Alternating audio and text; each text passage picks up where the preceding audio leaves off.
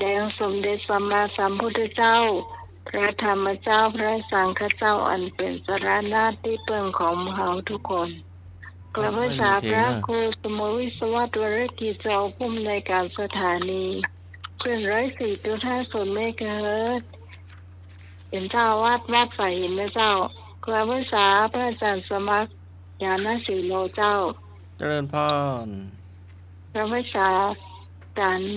เนรปัญโยนันเจ้าสวัสดีโยมพี่วันนี้เอาแบบราบหน่อยเนาะแต่ละท่านแต่ละคนก็มีภารกิจเนาะให้หน่วยอย่างมาเตือตอนนี้นิมนต์อาจารย์สมัครเจ้าครับขอน้อมน้อมแด่องค์สมเด็จพระสัมมาสัมพุทธเจ้าพระพุทธพระธรรมพระสงฆ์แก้วอันประเสริฐสูงสุดขอกราบถวายความเคารพพระมหาเถรานุเถระอาจารย์พระครูสมุวิศวตวรกิจโจพระอาจารย์เจ้าวาดวัดไฟเห็นพระครูสมุวิศวตวรกิจโจพระอาจารย์ผอพระพุทธศาสนาแล้วก็หลวงพ่อพระครูโคสิทธิ์ปริยัติยาภรณ์หลวงพ่อพระครูปริยัติยานุศาสตร์แล้วก็ครูบาอาจารย์ทุกรูปแล้วก็นมัสการอาจารย์เอาละครับผมครับผมนมัสการครับครับผมเจริญพรโยมพิสมัยหัวหน้าหามาคลายเครียดการนมัสการเจ้าแล้วท่านผู้ฟังทางบ้านทุกท่านมาแล้วขอเจริญพรการนิมนต์การเล่ารักเจ้าครับขอนอบน้อมพระพุทธพระธรรมพระสงฆ์ครูบาอาจารย์ทุกรูปทุกองค์โดยความเคารพอย่างสูงสุดยิ่งครับผมกับนมัสการไหว้สาท่านอาจารย์ท่านพระครูสมุวิศวตวรกิจโจผู้อำนวยการสถานีวิทยุคลื่นพระพุทธศาสนาการศึกษาและวัฒนธรรม 104.50 และก็ครูบาอาจารย์พระเนรทุกรูปทุกองค์ด้วยความเคารพอย่างสูงสุดยิ่งครับผมนมัสการท่านอาจารย์สมัครญาณสีโลผู้ช่วยเจ้าวาดวัดป่าหินด้วยความเคารพครับผมครับผมขอสวัสดีโยมพี่พิสมัยผู้ดำเนินรายการการนมัสการเจ้าสวัสดีลุงหนุ่ยเดเจริญปอนคณะสัตยาญาติโยมผู้ฟังทุกท่านวันนี้มาดึกน้อย วันนี้ต้องยอมรับว่าภารกิจแต่ละคนนะมีเจ้าภารกิจเจ้าก็มีแล้วก็อาจารย์สมัครก็ไปตัวพระอาจารย์เนาะก็กำลังมาเตอน่ากันก็เลยดึกนั่นบอกงานอาจารย์บอกอาจารย์สมัครเข้าไปก่อนเลยเนาะถึงสมเนี่ยเอารักเนาะถึงไม่หน่วยเนาะไปมาไผ่จ้าก็ไผ่หมดเลย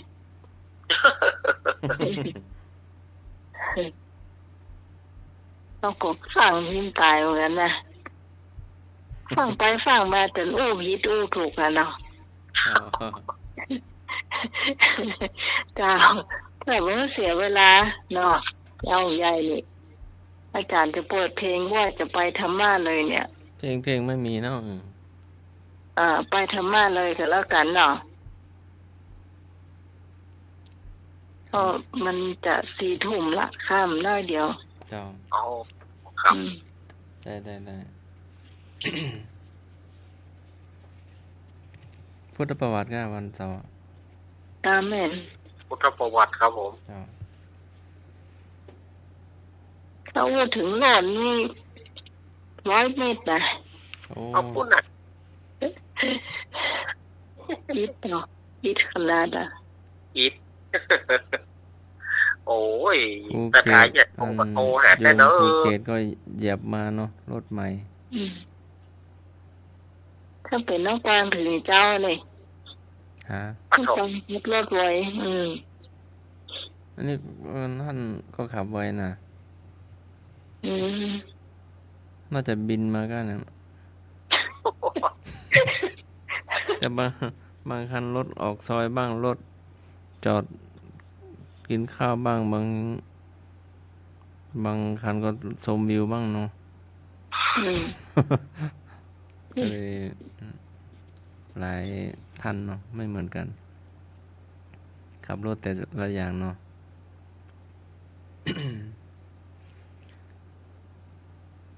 ถามว่า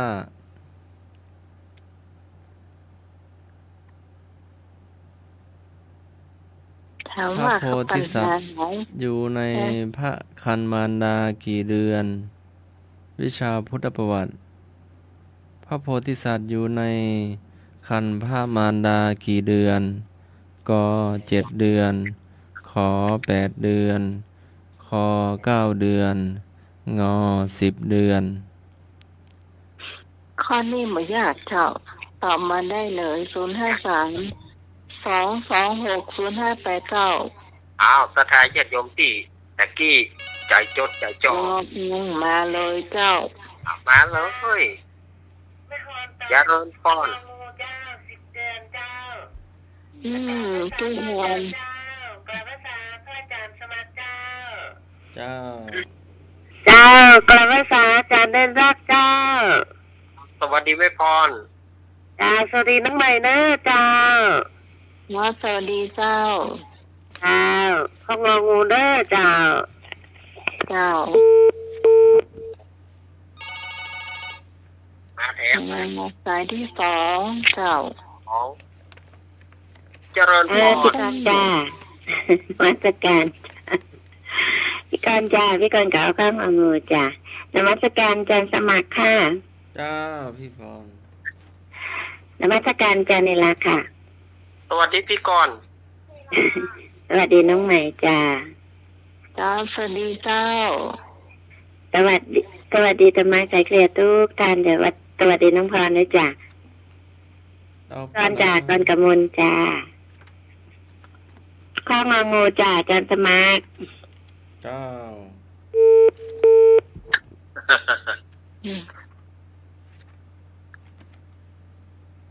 บางคนเนี่ยจะคิดว่า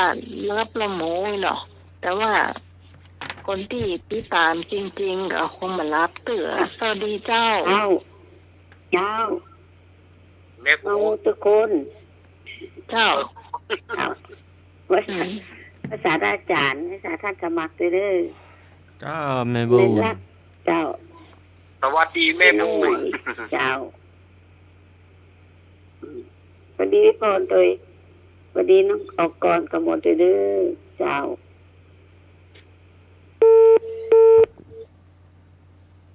โอ้โหมา มี แม่ ติดตอบมาเลยเจ้า053 226 0589เจ้า แม่สมศรีมาแม่สมศรีโทรมาแต่ว่าแต่กี้อะว่ารายการหายไปหน่อย มา ไปหมอบคนจอกคนแจงอยู่เจ้า มาแม่สมศรีมายายพรมาแต่กี้โทรหาน้องเนนลุบเนอะแต่กี้นะว่ารายการหายไปหน่อย มาโทรมา แต่ไม่จริงจานสมัครก็คงจะได้ยินเสียงบ้านปีเฮฮาปาร์ตี้ โอ้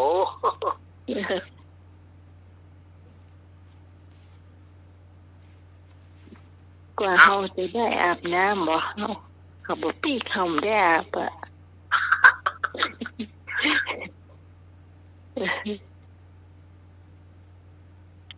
ยายพรว่าได้โทรไปหา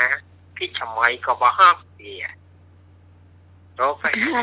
ก็เฮาใหญ่อย่าห้องไม่ไหนบ่ฮู้เองล่ะถ้าเขาไปอยู่ในห้องน้ำมีเหรอไม่มีเนี่ยเหรอเขาซัดทำเพย์อ่ะ ยายพรถามหาเราตะกี้นะโทรหาพันก็ได้ต่อ มีทำก็คุณผู้ฟังจะฮับจะโทรมาเนาะไอ้หนุ่ยถ้าฟังอยู่ก็โชว์เบอร์มากันแล้วกันเจ้า มาลุยมาแม่เดิกเป็นหอยความทีหยับแต่เดิกเป็นหอยความทีหยับ บริการ โอ้ยหมายว่าบริการ ไม่ต้องเดี๋ยวแกโทรมาแล้วไอ้หนุ่ย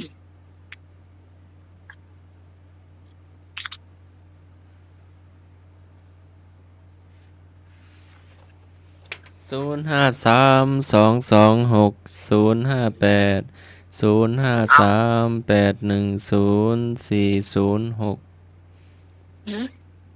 ไปไม่ไปได้แล้วจ้ะ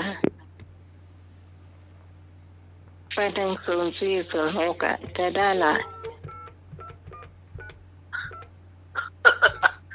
ไม่รู้เหรอบอกเขาเปิดโอ่ง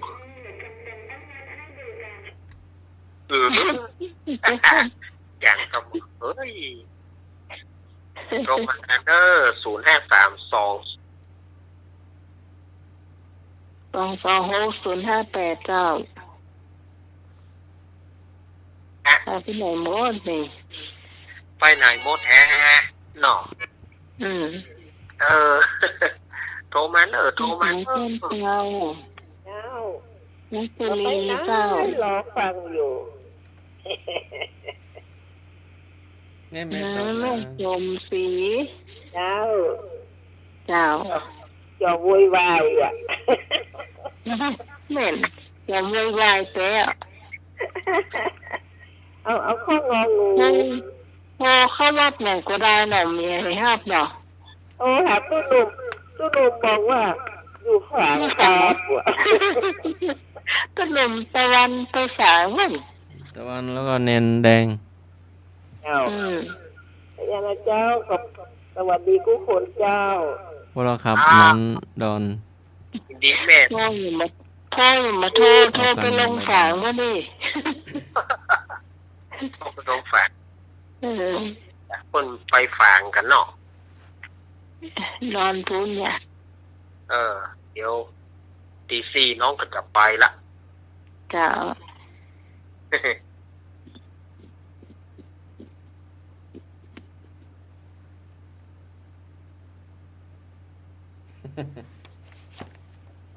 มอนแล้วเนาะฟ้านี้เนาะ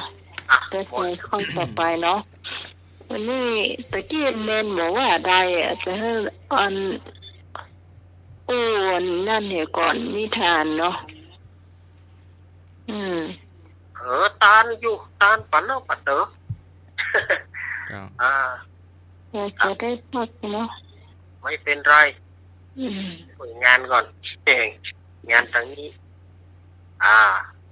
อาจารย์ต่อไปอาจารย์สมัครมาได้เฉลยเตื้อพระโพธิสัตว์อยู่ในครรภ์พระมารดา10 เดือนงองู10 เดือนถูกกันถูกทุกท่านคำถามที่2พุทธประวัติเหตุผลสำคัญที่ทำให้พระรัฐบาลออกบวชคือข้อใดเหตุผลสำคัญที่ทำให้พระรัฐบาลออกบวชคือข้อใดก็ต้องการทดแทนคุณบิดามารดาขอไม่สามารถทำอะไรได้ตามใจตนเองขอมีความศรัทธาเลื่อมใสต้องการติดตามฟังธรรมของพระพุทธองค์ก็เบื่อหน่ายในการอยู่ครองเรือนเหตุผลสำคัญที่ทำให้พระรัฐบาลออกบวชคือข้อใดก็ต้องการทดแทนคุณบิดามารดาขอไม่สามารถทำอะไรได้ตามใจตนเองขอมีความศรัทธาเลื่อมใสต้องการติดตามฟังธรรมของพระพุทธองค์เบื่อหน่ายในการอยู่ครองเรือนโตเข้ามาเลยญาติโยมแต่ข้อนี้เขาฟังแล้วมันมานั่นสักข้อนะมันแตกต่างกันหมดแน่ค่ะเอาโทรมาเลย053226058จ้าความตอบข้อควายเจ้าสวัสดีพี่กรณ์กบลเจ้าสวัสดีแม่บุญเจ้าสวัสดีธรรมะใครเครียด ทุกท่านนะเจ้า โอ้นี่แสดงว่าเปิ้นติดตามอย่างแท้จริงเลยเนาะโอ้ พี่พร จ้าพี่กรข่าวข้าวคอควายจ้า พี่พรตึงติดตามตลอดนะ โห จะเข้ารู้กันนี่ ง่ายกะ ตอนแรกจะลาไปมาลาสักครั้ง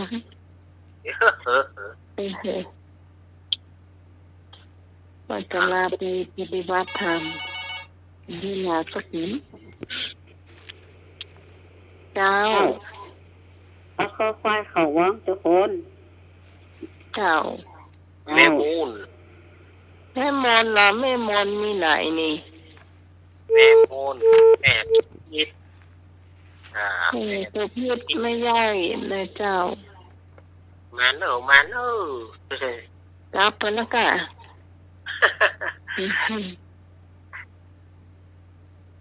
หวังว่า พี่ ใน สาวต้นเปล่ายังไงเจ้าพี่สาวต้นเปล่ามีเสื้อเนาะไอ้บาดอกแดงเนื้อเจ้าดอยสะเก็ดเนื้อเจ้าไอ้เอกพะเยารับไปแล้วก็ไอ้แค่ปัดสงายเนื้อเจ้า เอกพะเยาไอ้โพงป่าซางมาเลยเนอ053226058มาเลย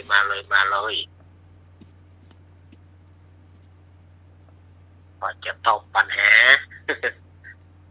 ไหนยายพรใจจดใจจ่อแต่มดตะเกียยายพรแม่ เยพรไม่ชอบขอเพลงฉะนั้นหมุนไปเจออยู่ได้ขอเพลงน้ำท่วมนี่เหรอ อะไร น้ำท่วมนี่เลยอ่ะ อ่า โอ้โหใช่หัวไม่ได้เหมือนกันอ๋อเปิดให้ผงไหลเหรอ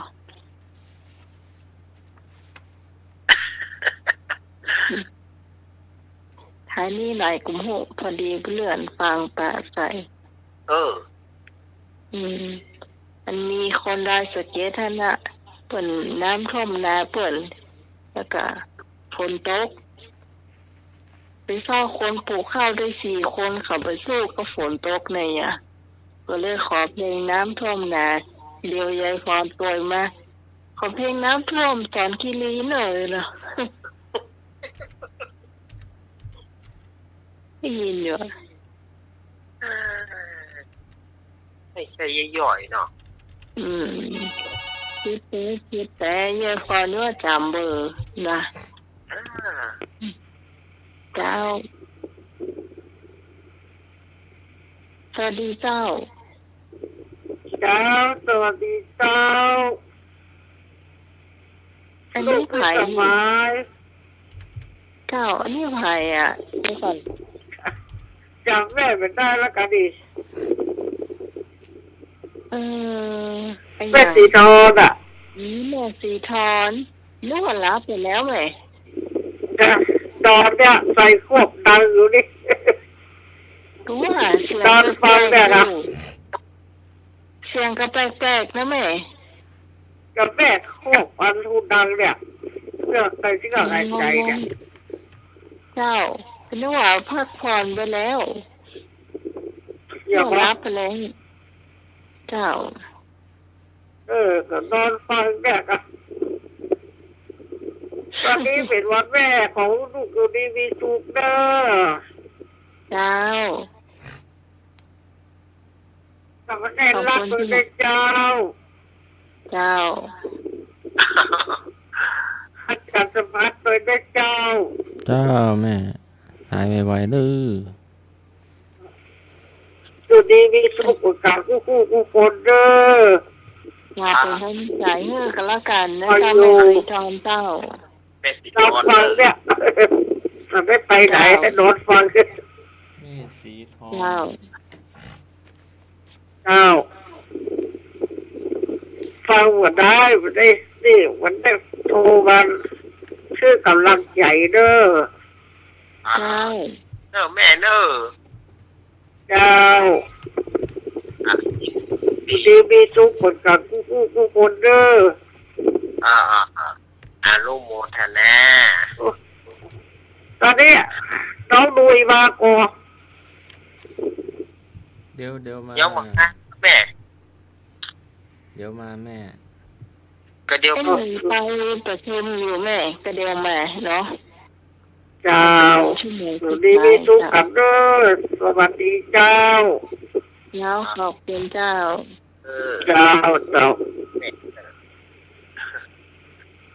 ม่พี่ทอนนี่ก็อยู่ตอนใต้ แม่สุพิษแม่สุพิษไปไหนกู้หัวแม่สุพิษมาตั้งแต่เดียวนะ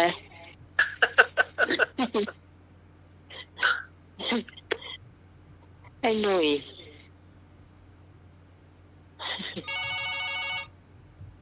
อ้าว วันเด็กครับ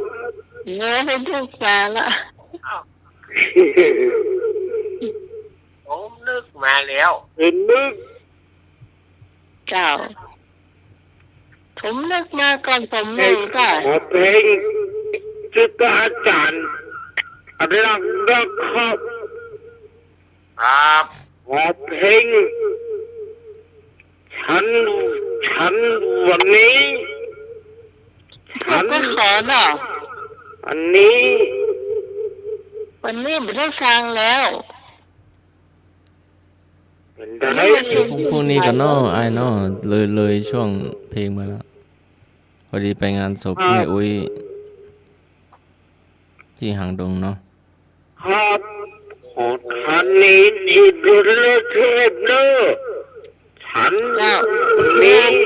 ลูกหลานจะเล่นเลี้ยงผู้เลี้ยงขอม่ำกันเนอะ ครับ เจ้า โอ้โห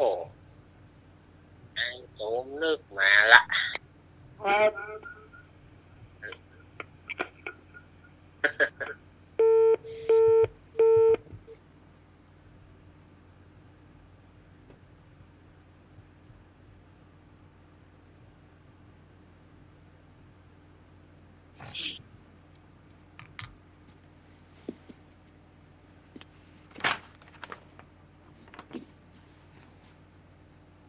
คนนี้ไม่บุญไหมยังเนี่ย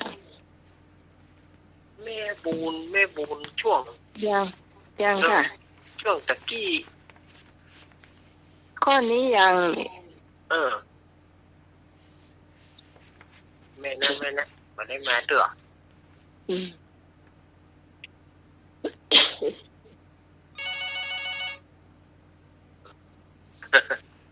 มาเลยมาแล้วมาซะดึกเลยฮัลโหล อ้าวไอ้ผมเนาะ มาซะดึกเลยดีก็ไม่มาเนาะ หลวงตาว่าไง ชานะสีโล การนมัสการหลวงตา โยมนึกมานะโยมนึกแกเขาท่าดีนะ ตาบะไข่เกตึงสายโชคดีเด้อ สาธุหลวงตาน้ำมันต์การครับตาหลวงตา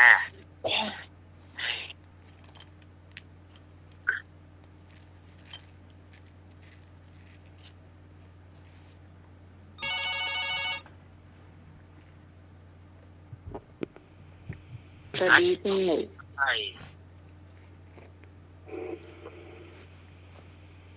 สวัสดีเจ้า เจ้าที่ว่าคอควายวะเอาวะเด้อ แม่จะเอาหัวควายอีก แม่บุญ เออ แม่บุญเนาะ ครับ แม่ ถ้าผิดหมดเด้อ ถ้าผิดก็ผิดหมด เดี๋ยวเจ้าจานหมดนะ เฮ้อ ไปเอาจอจาน เดี๋ยวเจ้าจานบุญ วัน ตอน นี้ นี้ ต้องถึงจอจานบนน้ำจะเอา อืม ไก่ ก็พอไก่เหี่ยวเจ้าจานบุญนะ นั่นเนาะเห็นเอากอไก่ก็ได้ดื้อเจ้า เจ้า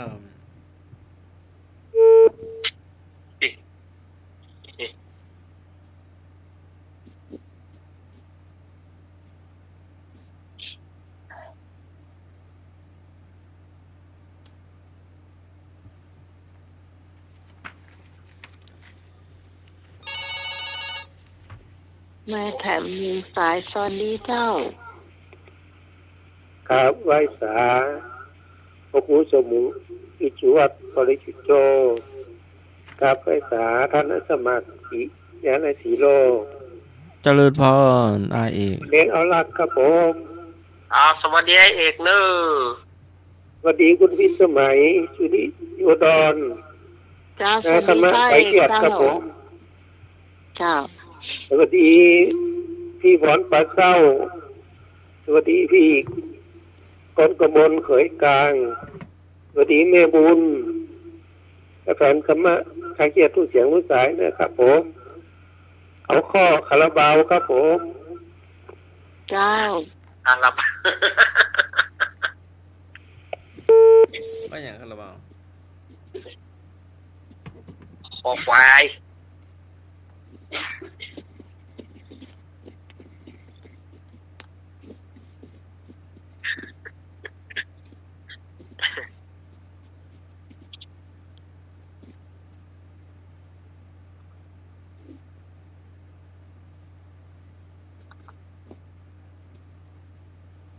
เลยบ่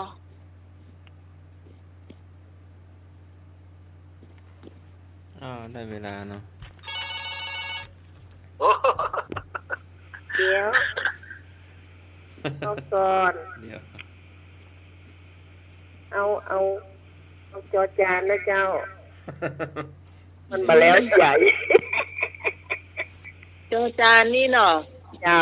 โอ้ย จอ ใหญ่ จาน มัดพุงก็ต้องหมายแต่จอจานนั่นน่ะ จอจานแม่ใครได้จอจานตั้งแต่กี้ มันมาแล้วใหญ่ เจ้าสวัสดีเจ้า มาเลี้ยงใหญ่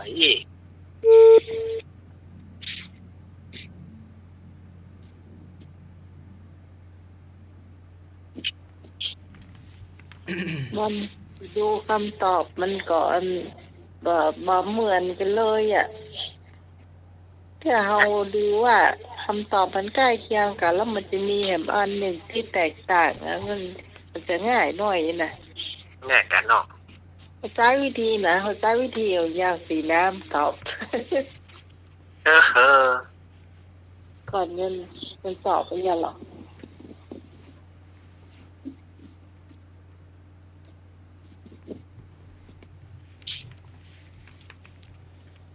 ถ้าประวัติมาเนี่ยมันก็ได้เห็น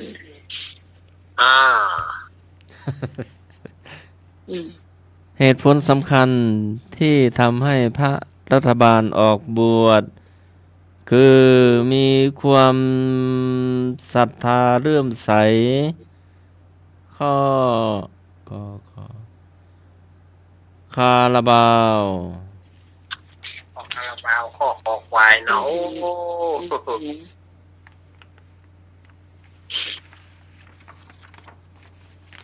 เดี๋ยวดูเวลาหน่อยหนึ่งก่อน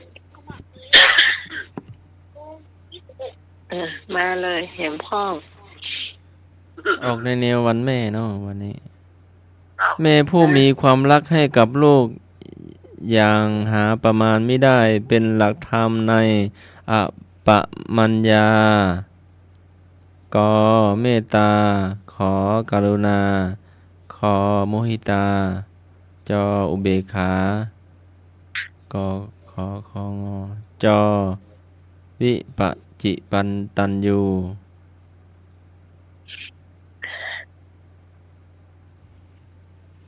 ไอ้อย่างก็เอาว่าใหม่อ่ะ แม่ผู้มีความรักให้กับลูก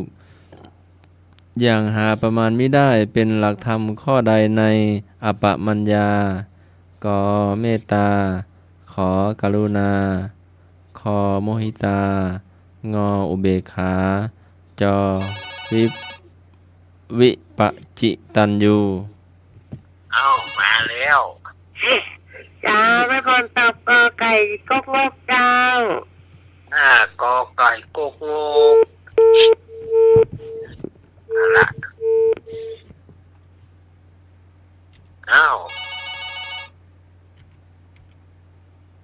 ไปจะตอบมาเอง เจ้า เจ้าย้ายเจ้าขอไข่ เมตตาเนาะ ขอใครกาลุ เจ้า แน เมตตา เมตตากาลุแนของขอไข่ ที่ฟังเป็นนั้นเมตตานะ เมตตาเป็นกอไก่ ก็ใกล้อย่างก็จะสมัครก็ใกล้เป็นอย่างจะสมัครก็ใกล้อย่าง เมตตาขอไข่กรุณาคอควายมุหิตางองูอุเบกขาจอจานวิปัจจิตัญญูผู้มีสติปัญญาปานกลาง เพราะจริงมันพรหมวิหารสี่นี่เหมือนหมดนะ ถ้ามันมีคำว่าพรหมวิหารสี่อ่ะ จ้าพี่กรณ์ถ้าเอากอไก่จ้าสวัสดีเอกค่ะขอบคุณมากยังคิดถึงอยู่เป็นกำลังใจให้แม่สีทองนะคะได้หายไวๆให้มีแรงเยอะๆวันแม่แล้วขอให้มีความสุขมากๆจ้ะสุขภาพแข็งแรงเนาะเล่าผ่านให้พงนิดนึงจ้ะถ้าจะเก็บลำไยเอาตังค์เก็บไว้เยอะมากไม่ยอมโทรมา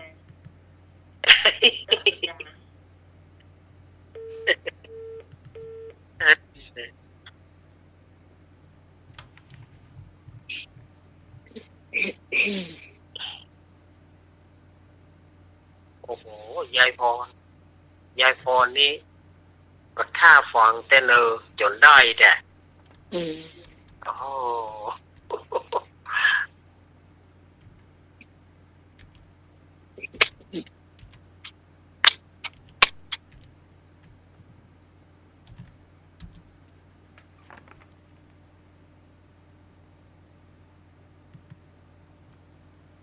ไปแซวจานสมัครก็ไปตั้งได้อ่ะ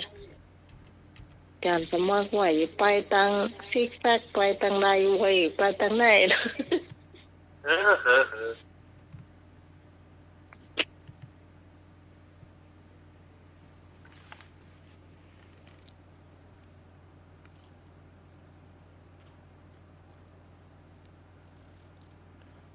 แม่ผู้มีความรักให้กับลูก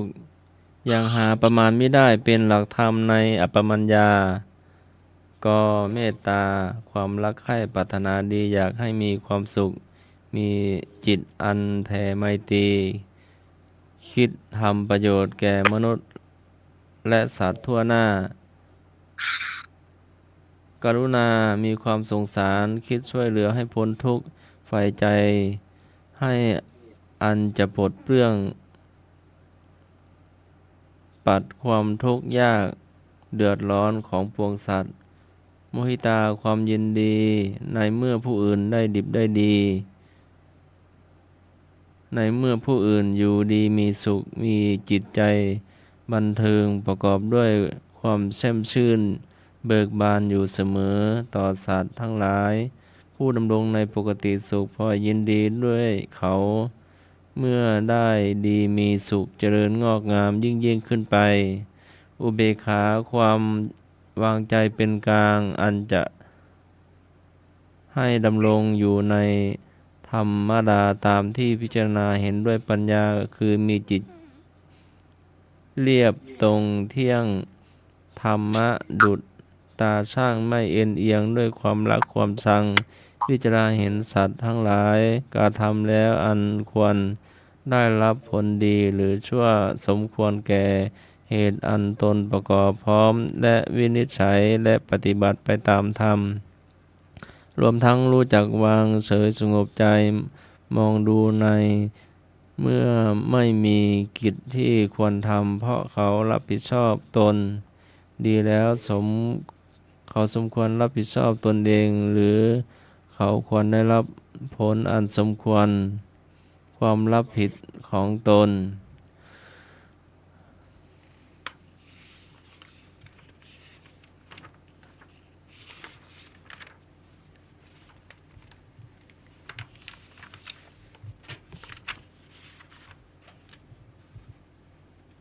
0532260585ตอบมาได้เลย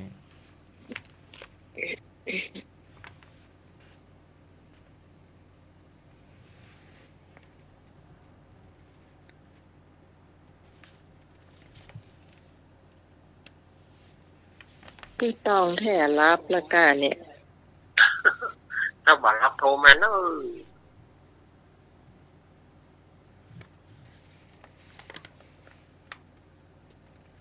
เฉลยป่ะ เฉลย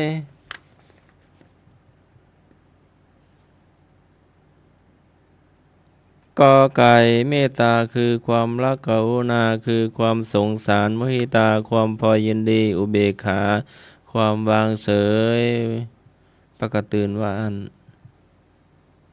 กอไก่ข้อหนึ่งนึ่ง ก็ไก่ข้อหนึ่งถ้าอูถึงมาก็4 ข้ออ่ะ แม่น มาวิหาร4อ่ะ ครับผมแต่ประกาศตื่นในนี้เอาต่อกันเลยครับผม ที่จริงมันพรหมวิหารสี่ถูกต้อง เนาะ เจ้า เจ้าประกาศตื่นว่าอันเจ้า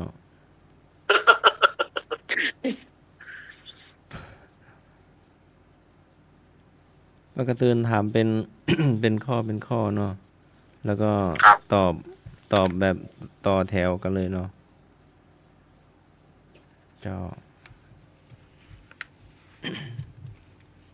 มีเป็นได้แหมข้อก่อนนะไหม แล้วแนมฟองเนี่ย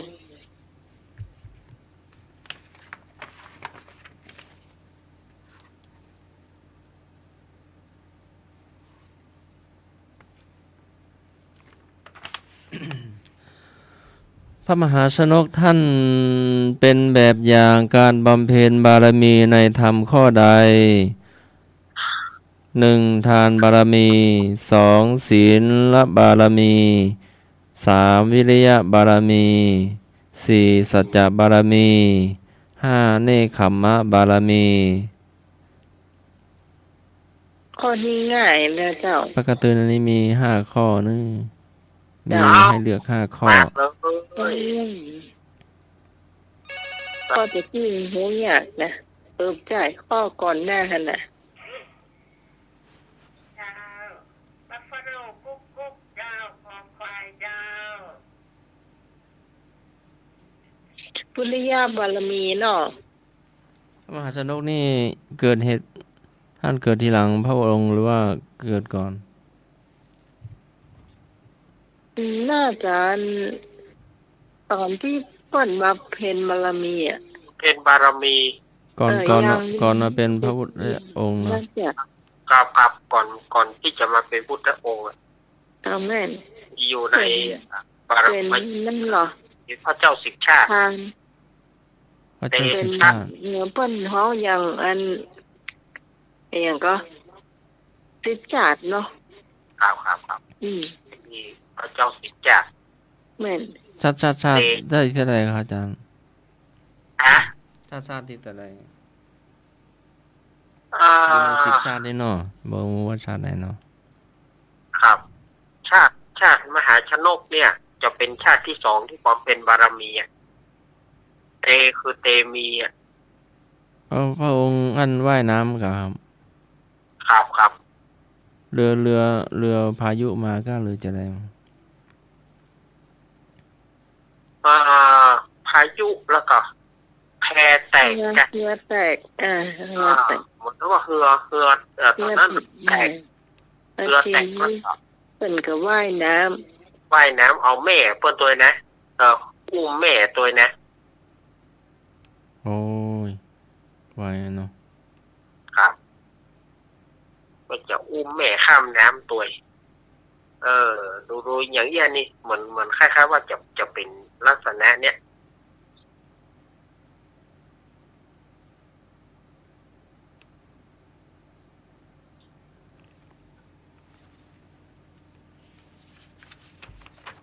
จนกระทั่งนางเมขลามาหันมันก็เปิ้นสลบอ่ะ ครับ จะมาอ่านคำถามอีกรอบหนึ่งสิคะ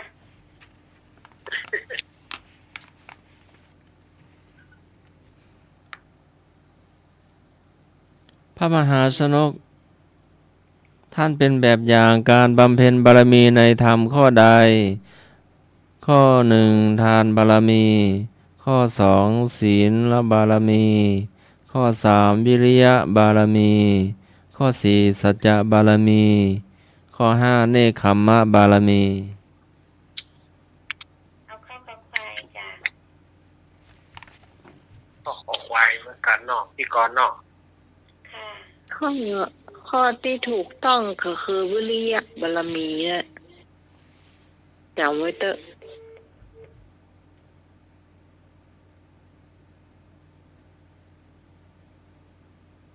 เนคขมมะบารมีนั่นมันเป็นแต่มีไม่หรอก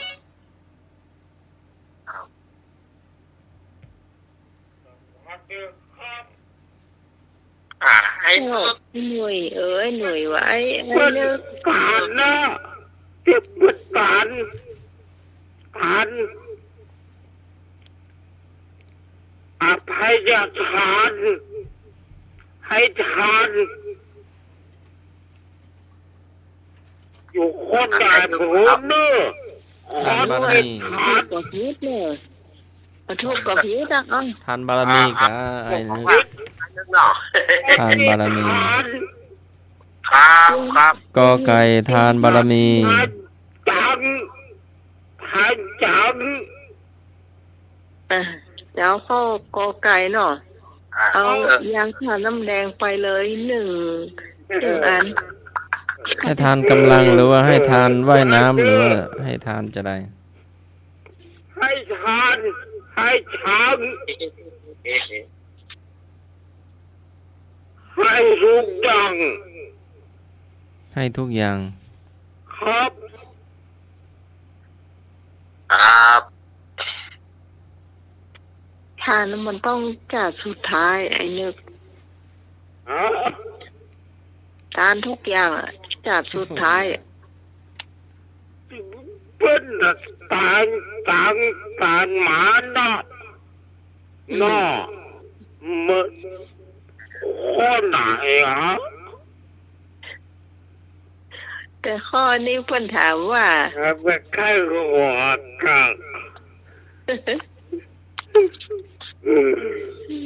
มาถูกกับพีทเอายาแท้น้ำแดงไว้ไปทาเห็น ครับ หนึ่งขวด ผม ครับขอบคุณไอ้เนอ ทำไม่เสร็จนอนนะ นั่นมันเป็นจัดสุดท้าย ครับอธิบายผมผมไม่รู้เอ้ย จัดสุดท้ายประตามทุกอย่างอ่ะ การเห็นลูกปุ้น น่ากะอันนั้นจัดสุดท้าย ไปอยู่ขบวงกอดอย่างนะขบวงกอดน้อ ประเดี๋ยวนี้อ้วนนี่เมากันนี่ มาน้อย เอาฟังเสียงมันออกนะว่าแล้วต้องเมาหน่อยอยู่ ขอ เนาะ โทษครับขอโทษ ฮะ ขอโทษครับ เรามาเป็นหยังอู้ได้อยู่แควนหน่อยแควนแล้วหูเหลืองเนาะ ขอบคุณครับ เจ้า วันนี้คุณพี่จะไม่กินข้าวกันหยังข้าวแรงกันหยัง ข้าวแรงหนูได้กินหัวเนี่ย แล้วกินยังกินนมก็ วันนี้กิ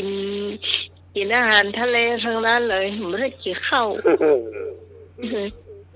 ขอโทษนะครับ อันนี้มีเลี้ยงที่บ้านแล้วก็บะหมี่ข้าวสักอย่าง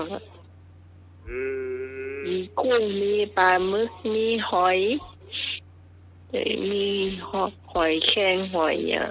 ยังมีหอยหนึ่งแล้วหมูจักเลย หอยหยัง โอ้โหไปหอยทะเลนะหมูจักอ่ะเดี๋ยวต้องให้คนหูจักกัน ตื้บถามเขานะว่าเป็นหอยอย่าง ก็อาจารย์หอยอาจารย์เป็นหูขาว่าหอยหยัง โอ้ขอมาขอหูกะแต่มันคล้ายหอยขมมันเท่าน่ะนะแต่มันตัวใหญ่กว่า น้อยแกน้อยนะกะ ตอนแกันใหญ่กะใหญ่กว่าบ้านเฮาแต่มันมีอันฝาอย่างบ้านเฮาน่ะหอยอ่ะแต่มันใหญ่ อันนั้นหอยขมแห่งลำเนอะแค่น้อย เพราะว่าเป็นหอยโข่งบ้านเปิดหนูเนี่ยหอยทะเลอ่ะ อ๋อ แต่ไม่ได้ถามเขาสักคำอ่ะเปิดเอาก็กินนะกะ ละลำก็ครับ ลำกะน้ำจิ้มตอนทำมือดอกกินก็ไม่ใช่รสไหน ตีกันนะครับ เจ้า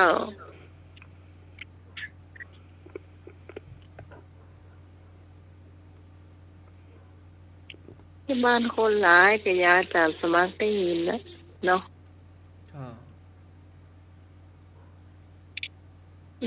น้องสาวยังเก็บครัวเก็บของหมดแล้วจ้ะฮะ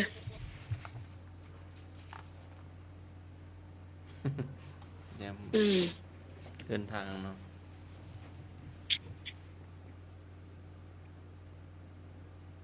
กระเป๋ามันแล้วล่ะสีน้ำอ่ะไก่อันที่ถ้วยช้อนนี้อะกะที่เขากินอ่ะหมดแล้วเถอะ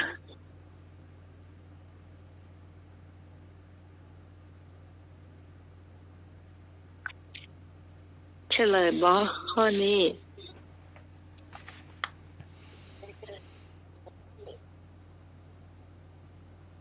พระมหาชนกท่านเป็นแบบอย่างการบำเพ็ญบารมี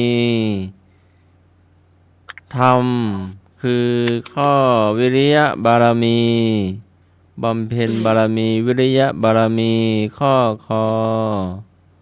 เนี่ยข้อเนี่ยถูก วิริยะความเพียรเนาะ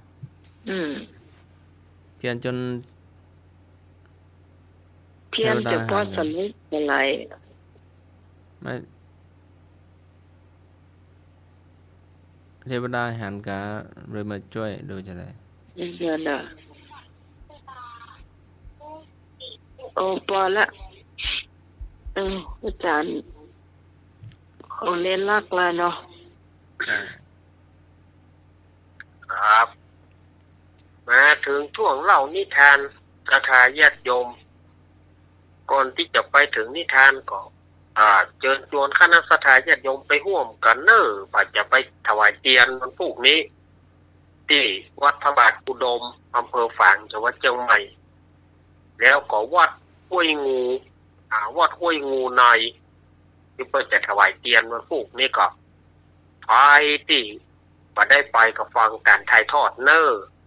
เปิดจะถ่ายทอดเฉพาะวัดน้ำบ่อสาวาจุดเดียวนะสัตยาญาติโยมถ้าฝ่ายจะไปก็น้อมเจริญปอนเนอร์ไปได้ไปกับฟังการถ่ายทอดจากวิทยุของเอากันแล้วกันเนาะวันนี้อาตมาภาพก็จะเอานิทานธรรมในเรื่องเจ้าสุริยคกุมารมาเล่าคือสัตยาญาติโยมฟัง วันนั้นจบหรือยังอ่ะ ยังประจบวันนั้นยังประจบก็เหลือทำตอนหนึ่งครับจะเล่าทอดเนี้ยวันนี้ก็เจ้าให้มันจบเจ้าให้มันจบตอนแรกก็แบ่งไปได้สามวันวันนี้เนาะ ก็แบ่งไปเมื่ออาทิตย์ที่แล้วอาตมาภาพได้เล่าถึงว่าพระเจ้าสุวรรณเนตรสั่งให้นำเอานางปทุมมาบัวแสงแล้วก็นางสีคำซึ่งเป็นลูกแล้วก็นางสนมกัญญา500ไปใส่แปรไหลน้ำวันนั้นอาตมาภาพก็เล่าไปถึงนี่เนาะวันนี้ก็จะมาต่อกันว่าทหารไป นาอามาตย์บางคนก็ติฉินนินทาว่าโอ้พระเจ้าสุวรรณเนตรนี่นะอย่างใดล่ำเหลือลูกเมียก็บ่ฮักจะเอาไปใส่แปรไหลแหนมพ่องก็ว่าโอ้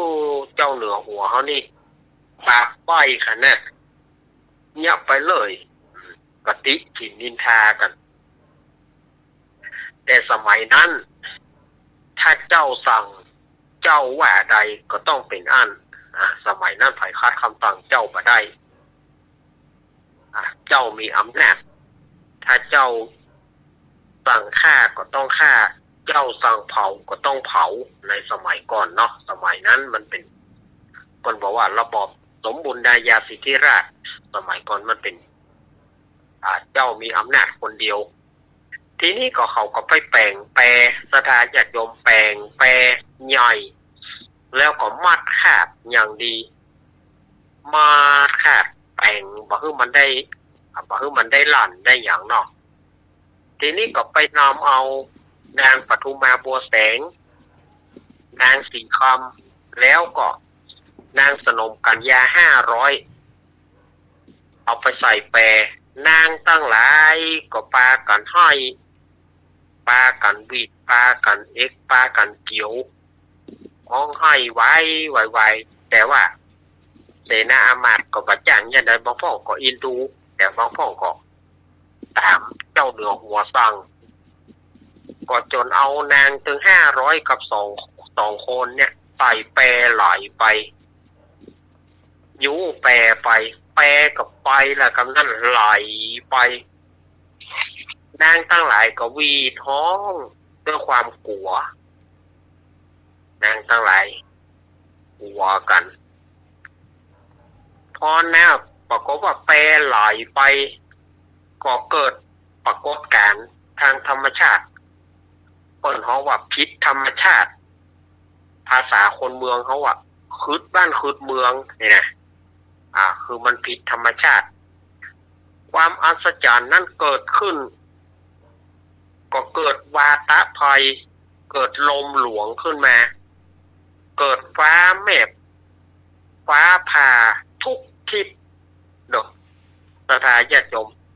ฟ้าผ่าทุกทิศตึงตั้งทีนี้ส่วนว่าพระเจ้าสุวรรณเนตรก็เกิดกลัวแหละผู้ฟ้าอย่ามาพาอีล่ำเหลือแวดหน้าแวดหลังโล่น พระเจ้าสุวรรณเนตรนี่นะโล่นไปทางใดฟ้าก็พาตัวฟ้าไหลติด โล่นเข้าปืนเตียงฟ้าก็ตัวพาของปืนเตียงโล่นเข้าไปสุกตำจอกตำแจงฟ้าก็ไหลตัวสถานญาติโยมฟ้าไหลพาตัวปังอดไปบอกว่าจะไปทางใดก็จ้างลบไปทางนั้นฟ้าก็ไหลตัวลบทางนั้นฟ้าก็ไหลตัวสถานญาติโยมปัดทบประมาณนี้นี่เฮ้ยเจ้าเฮ้ยเนาะหน้าหัวหอกฟ้าก็ไหลพาตัวปุ่มปั่มก็ในที่สุดก็โล่นเข้าใต้ถุนปราสาทโล่นเข้าปืนกระล่างเนาะคนเมืองเขาว่าปืนกระล่างก็คือใต้ถุนปราสาทโล่นเข้าถึงใต้ถุนปราสาทฟ้าก็ยังโตยอยู่ฟ้าก็ยังโตยพาเปี้ยงเอาเข้าขอสุมาญาติโยมเนอะพระเจ้าสุวรรณเนตรนี่นะได้ตึงเหี่ยวได้ตึงขี้เนอะไปที่จูดีเอาอย่ามันกลัวล้ำนะได้ตึงเหี่ยวได้ตึงขี้จนสลบไปสดายญาติโยมจนสลบไปทีนี้พายุฝนต่างๆก็ปัดเอาบ้านเรือนของประชาชนประชารัฐทั้งหลายปัดปลาเอา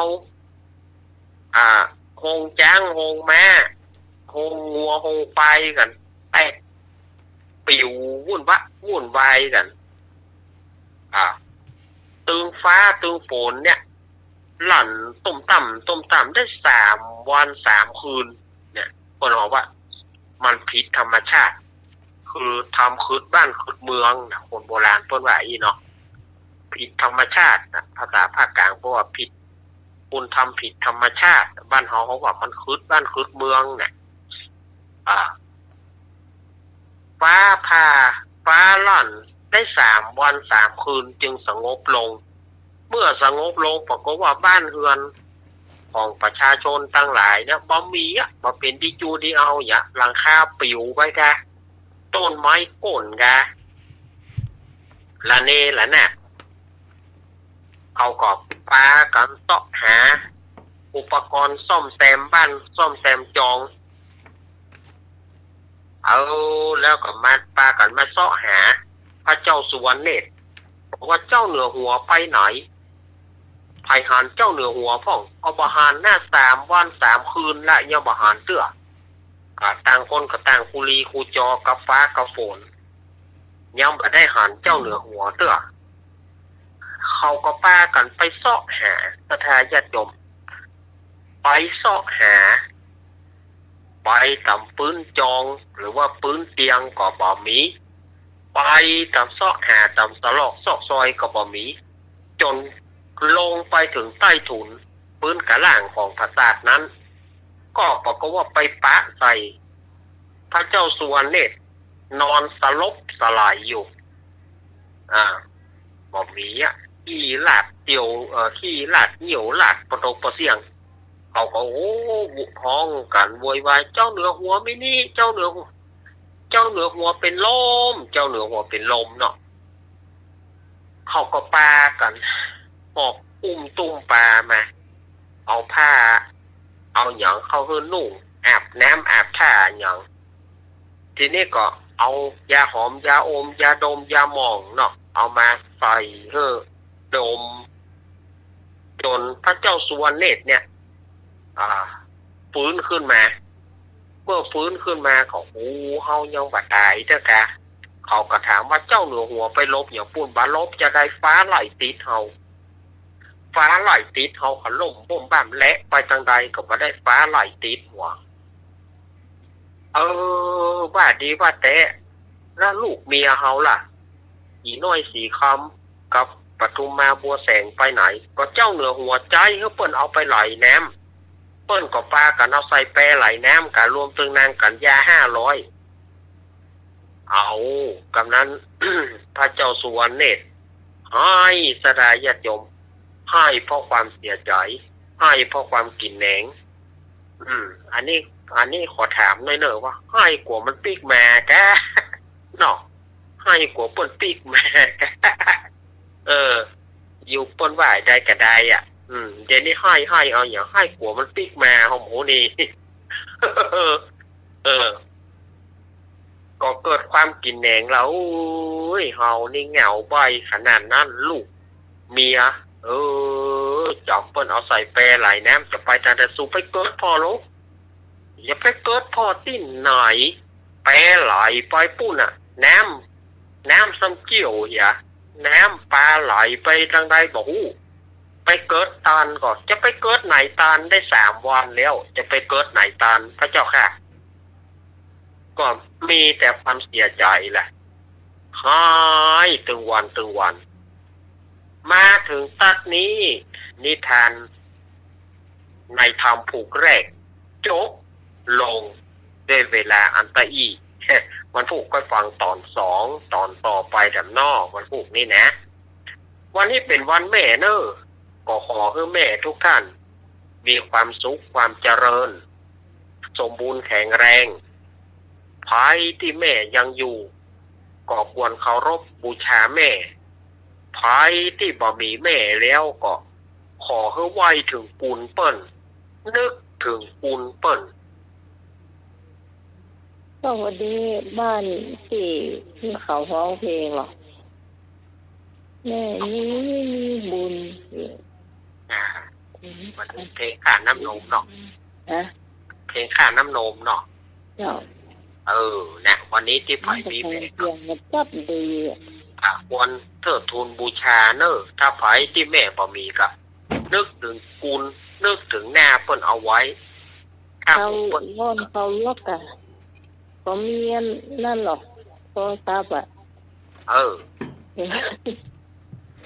ดูนี่ให้ไหนกันเนาะก็ถ้าว่าไผ่บ่มีอย่างก็ถ้าหูเปิ้นมีก็กราบหูเปิ้นเพื่ออย่างแม่เนอะ ครับศรัทธาญาติโยมวันนี้อาตมาภาพขอลาศรัทธาญาติโยมก่อนเพราะวันพรุ่งเมื่อเช้าอาตมาจัดเดินทางไปที่อำเภอฝางไปถวายเทียนที่อำเภอฝางที่วัดพระบาทอุดมเนาะอาตมาก็ต้องตื่นเช้าก็ขอลาไว้แต่อีเกินขอขอบคุณท่านอาจารย์วิสุวัฒน์ครับผมขอบคุณท่านอาจารย์สมัครครับผมขอบคุณพี่สมัยครับเจ้าขอบคุณขอบคุณทุกท่านเทรนเนอร์ขอบคุณอนุโมทนาศรัทธาญาติโยมเป็นรายการธรรมะคลายเครียดทุกท่านเนอเอาวันพรุ่งนี้ปากันใหม่เนอขอเจริญพรขอบคุณเจ้าครับ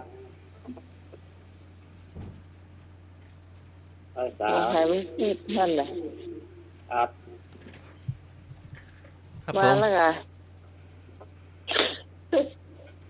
อ่ะมีสายมาเนอครับสวัสดีครับไอ้หนุ่ยครับเด็กชายหนุ่ยไปไหว้พระเจ้ามาแล้วเนาะไปครับไอ้หนุ่ยส่วนนี้ก็ทำมาขายเครียดเนาะบริการฝากหมายเลขโทรกลับ Welcome to call back service ลุงหนุ่ยกำลังมาเนาะ For English please ไปห้าพี่แฟนก่อนเจ้าฮัลโหล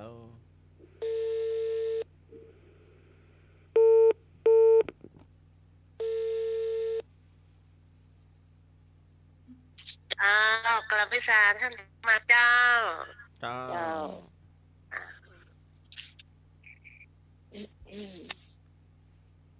มาใครเครียดตะกี้ก็เป็นช่วงเล่านิทานเนาะอาจารย์เอาลักตอนนี้ก็ขอตัวไปจำวัดเนาะพรุ่งนี้เดินทางไปวัดถวายเตียนเนาะ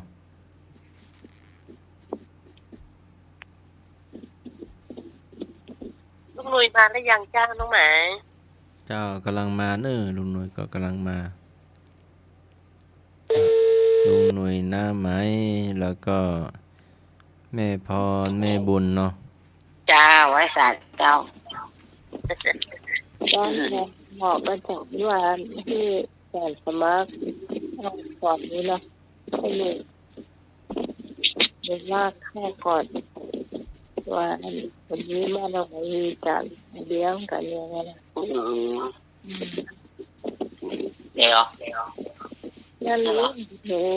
ใครได้ยินเปิดเพลงเมื่อเนาะเปิดเพลงไม่ได้เปิดสักเพลงนึกว่าเปิดเพลงกันไม่เปิดเพลงครับคุณเจ้าวันนี้เจ้าดีครับจ้าวันนี้จ้าหนุ่ยแม่นี้มีตังงานใหญ่หลวงเอ็มของลูกอย่าแม่การนู่จ่าวันนี้บ่มีเพลงเลยนะคือจัดพี่น้องล้นหนวน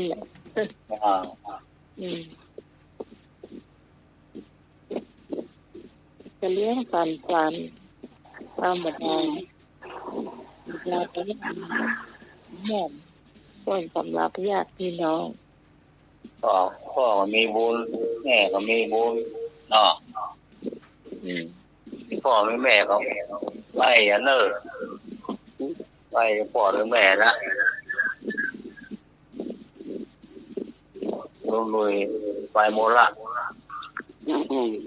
นี่ก็ไปหมดละนี่ก็ไปหมดละมาพร้อมพลงเลยฮะน้องไหมวันนี้ไอ้เจ้ากันไปแม่วางอยู่กับเจ้าไปจ้ะ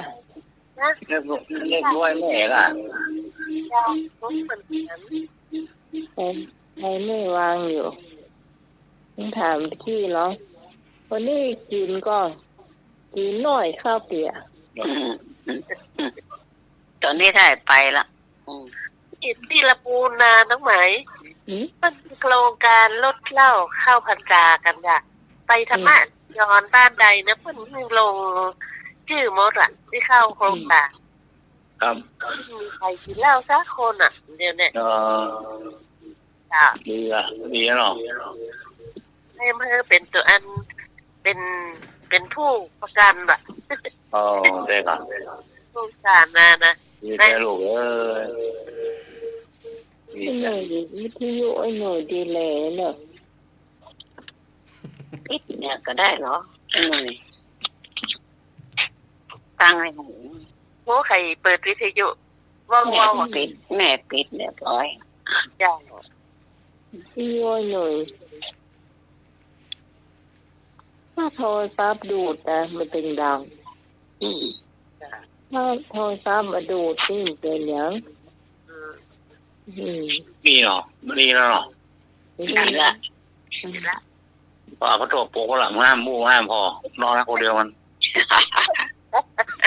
เอาบางตัวพวกมันจะคงหวานหลอดออกมาแล้วเนาะ ทำรอดละบอกแม่จ๋ามาอย่าเลยพอละเดือดร้อนฟังบอกฟังดีหูย อย่างของเอลนะโทรศัพท์นะมันใกล้ได้เลยหอนใกล้กับวีดอะใกล้กับวีดอะน้องเนี่ย จ้ะ แล้วก็เป็นโนเกียนี่มันเป็นหยังโนเกียนี่สบายมาก ที่นอกอื่นได้โดนหมดไปไก่แต่วิ่ง คนแม่เองสั้น คนแม่จัด อันนี้เขาอันเลี้ยงเค้กตัวเลี้ยงอันเธอกระเป๋าคนแก่นแล้วก็น้องวิหอนฟังตัวว่าอันนี้เขาก็ได้เน็ตก็ได้เทก็ได้ก็เสียนุด แล้วน้อง นี่แหละ วันนี้น้องสีน้ำได้กินนั่นนี่ของทะเลมดแล้วเนาะวันนี้ แม่ นะ เจ้าแม่ พี่วันจะได้ไปแล้วก็ไปเมื่อกี้ยังอ่ะ พวกละที่พวก โอ้ไปมุกละ จ้ะ จะได้ก็ขอเดินทางเดินทางปลอดภัยเนอะ จ้ะจ้ะ เลี้ยงส่งเนี่ยมันก็ยากพี่น้องน้องก็ถึงใครรู้ว่ามันมีหอยประเภทหนึ่งอ่ะคล้ายๆกันแต่มันหอยนะ หอยวานว่าแจ๊กะ แต่มันอันใหญ่เลยเนี่ย ใหญ่เอ๊ะ ไอ้หมูจักเนอะเวลาเขาอันซิ่งแล้วอะไรเนี่ยได้มัน มัน โอ้ยโอ้ยหาเนื้อหนัง นะมาเลย ที่เจ็บบาทนะครับ อย่างเรียกว่าอย่างอ่ะ น้ำเปิ้นจะไปต่างประเทศขอเปิ้นจุกดีเนอะครับ ครับ แล้วเจ้าไอ้ที่อเมริกามา3 แม่ เดือน ตามนี่ ครับขอเปิ้นอยู่ดีมีสุขจุกดีมีใจเนอะครับ ครับ จ้า เรียกว่าพวงอะไรแม่ละกัน ไว้ละคุณแม่ผมมีบุญหัวตลอดคุณแม่ วันนี้วันแม่แห่งชาติลูก ครับ คุณแม่ฮู้แม่ผมหรือมีบุญหัวเนอะแม่ผมตายไปแล้วพ่อผมก็ตายไปแล้ว ดีเนอะไหวถึงวันละ โอ้โห